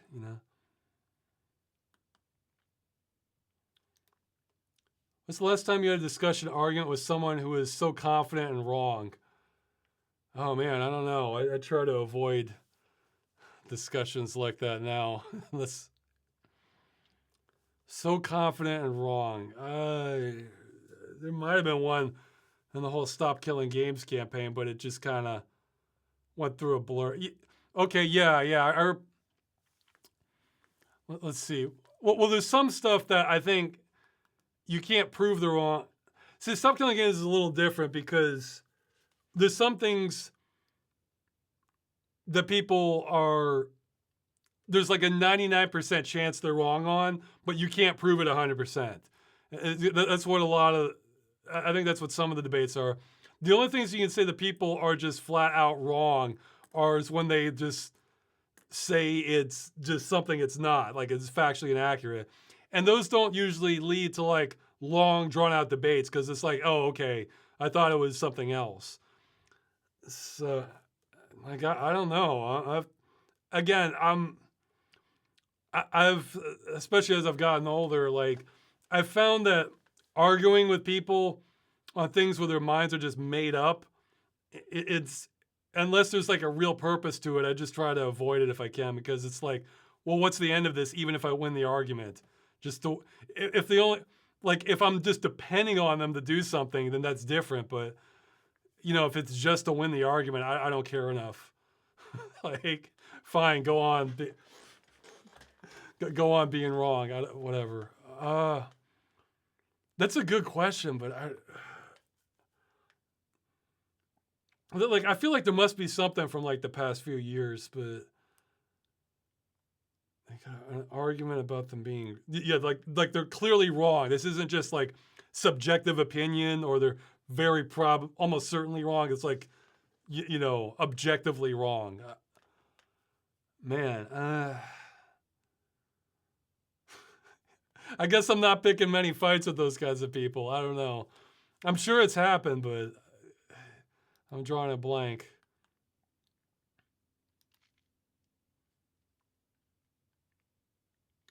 I think I remember on a forum post like years back. I think I got suckered in. Somebody was saying might have been bait. Yeah, that's the other thing too. I'm more wary of like what's bait. There's things that people legitimately disagree on, and but there's other things where their whole point is they're just trying to get a reaction. It's like, well, if that's the whole point, then I'm just wasting my time then. I think it was someone was like insisting Windows 10 did not have ads in it, and it was one thing where I think at the time it was a little more ambiguous as like what was considered an ad or not, and so there was like enough plausible deniability to this was like you feel like this is wrong, but it's not. Later that proved to be 100% wrong, but I remember they would beat that drum a whole bunch. So.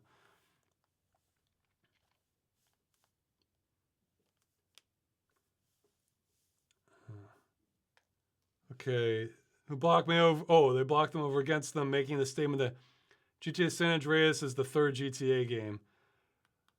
I'm not even sure if it's if we want to be technical, I'm not even sure if it's the third 3D one. Because I think, didn't they have like a Chinatown one or Liberty City Stories or something? I don't know the chronology of it though. But there can be arguments about things where like technically you're correct, but that wasn't really what they were discussing, you know, and you're kind of missing the forest for the trees. I try not to do anything like that, you know, like again, like with people saying that, like what when they talk about Linux, they're talking about like, well, no, that's talking about new Linux or something, or like earlier with the person saying AI is not really intelligent. Well, if you're just using AI as like a placeholder for like large language models or machine learning, that's fine. Unless you're actually trying to argue, no, this thing is intelligent, and then where that distinction is relevant, you know. I'm frequently, unless it's like funny, you know, I frequently just give people a free pass for whatever they're, you know, what they're trying to talk about. GTA San Andreas is indeed the third 3D game release. See, I'm not even sure of that, but maybe you're right. Because there were some mobile ones, I think. Yeah, wasn't there one for like the Nintendo DS? But again, maybe those came after San Andreas. I'm not sure. So, well, actually, no. Okay, no. Literally, it's not the first. It's not the third. The first GTA is 3D. It uses 3D render graphics and polygons. So yeah, but that's what I mean. It's like, you know, of course, subjectively, you know, when people say 3D, they usually mean they're going to be meaning like the on the ground. What most people are going to mean is GTA 3 would be the first one, even though that's technically not correct. So yeah, it just hit me. The first GTA is 3D, so they're all 3D, really. If we're being technical.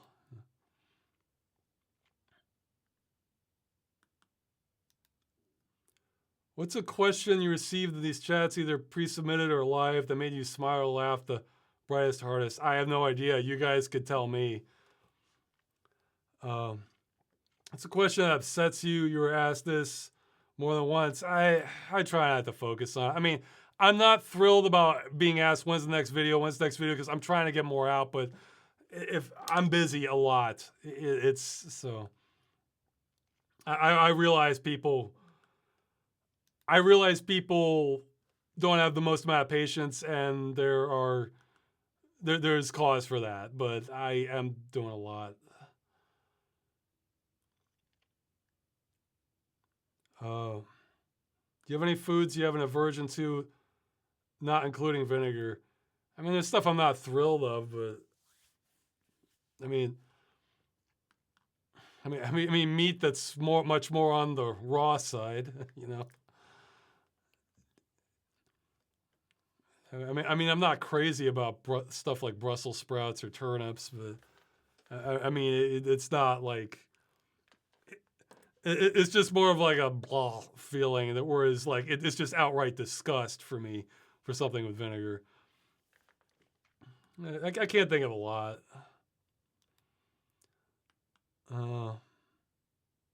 Yeah, not a fan of liver. I don't care for liver, but even that I don't. I'd rather have that over vinegar. How did you have the lore for the creature in the tunnel? I how did I have the lore? It wasn't really a lore. It was just I wanted things to kind of escalate. I was kind of trying to think of things of like how this could get more interesting, I guess. How would you compare the game dungeon to the previous one? Shorter. I didn't. It's unfortunately more linear than I wanted, but I'm still working on trying to get the more non-linear ones. So.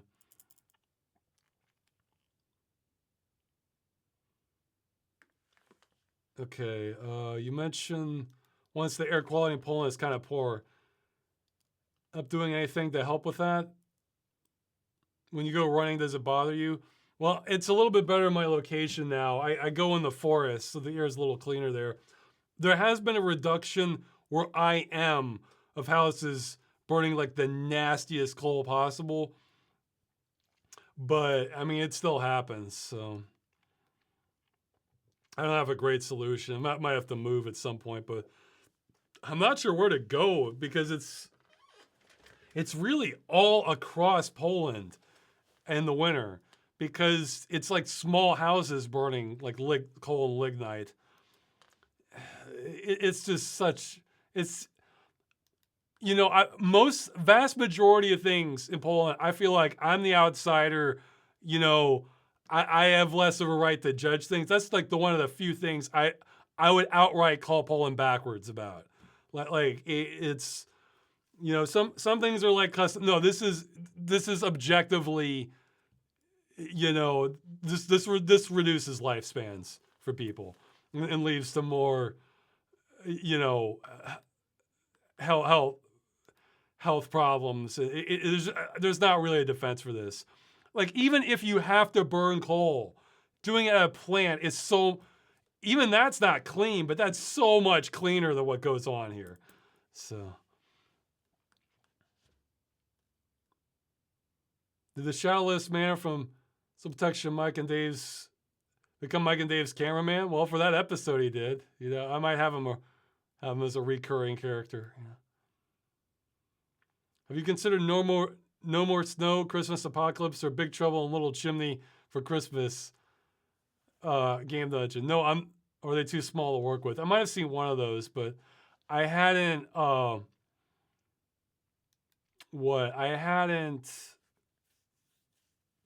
wasn't familiar with those. The thing is, it's not that there's not some more Christmas games I could cover, but the pool is so limited.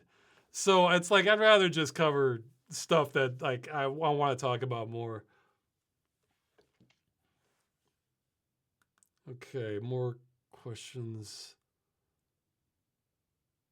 Okay, so those other ones came after San Andreas.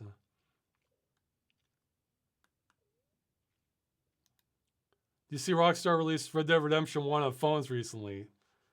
It's the first Rage Engine game mobile port. I wasn't even aware. I wasn't aware of either of those. Oops. Okay. Uh-oh. How do I unpin the? Okay. See, now I'm being more boomer here. Unpin this message. Okay. No, I wasn't aware that was called the Rage Engine. I wasn't aware they ported it to mobile. I knew they brought it over to PC, and I know a lot of people have been wanting that. I'm not huge on Westerns, so it wasn't really like a must play for me, but I can easily understand why people really wanted that on PC because if you are into Westerns, that's got to be solid gold, What was the hardest civil protection episode to make? Well, I think the longest one ended up being the tunnel because it sort of started and stopped, but that Christmas episode got really bad because of bugs. Like, it was simpler in concept, but like a lot harder because of the bugs. The oilless well one took a lot, like having that recreation for this shot of the 7-hour war. That one took some time. Let's see. On a Rail took a while.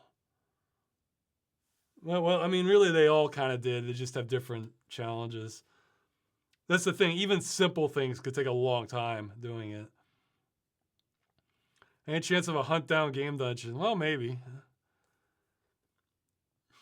See, I'm not sure of how much I would say about it other than like, yeah, this is pretty great. Yeah. But so I'd have to think about like, what am I going to say for it?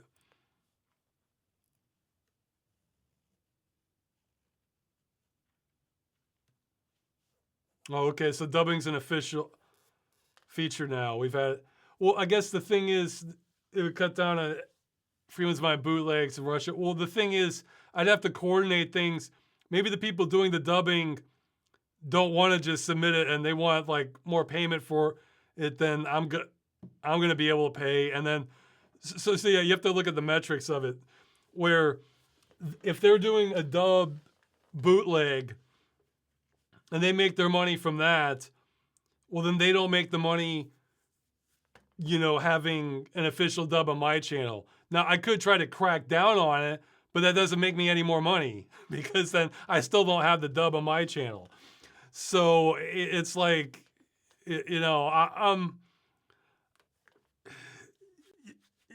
basically my approach to copyright law is like I'm pretty loose with others. Like if they wanted to like technically violate my copyright, I'm pretty loose with it unless it's causing me real problems. But if it's just something that's just external, it's like why bother? Why spend my time on that? Especially if it means more people will get to see the video or like it. So you know.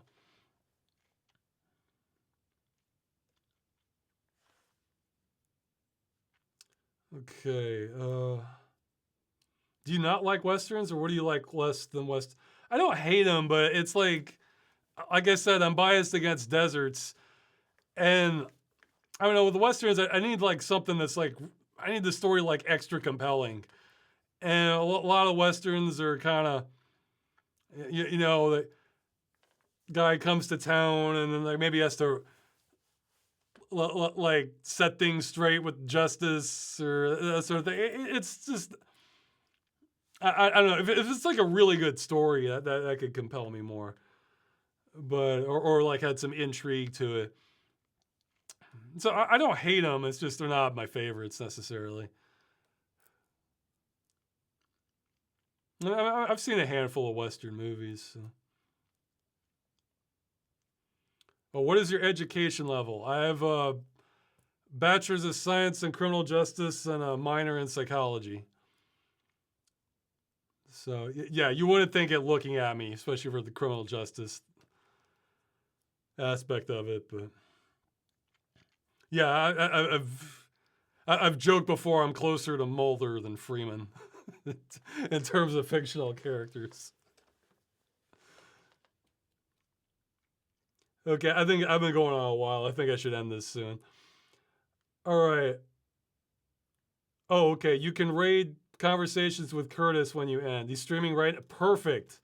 Okay. How do what's the extension I should use? So do I just type like raid, and then his someone's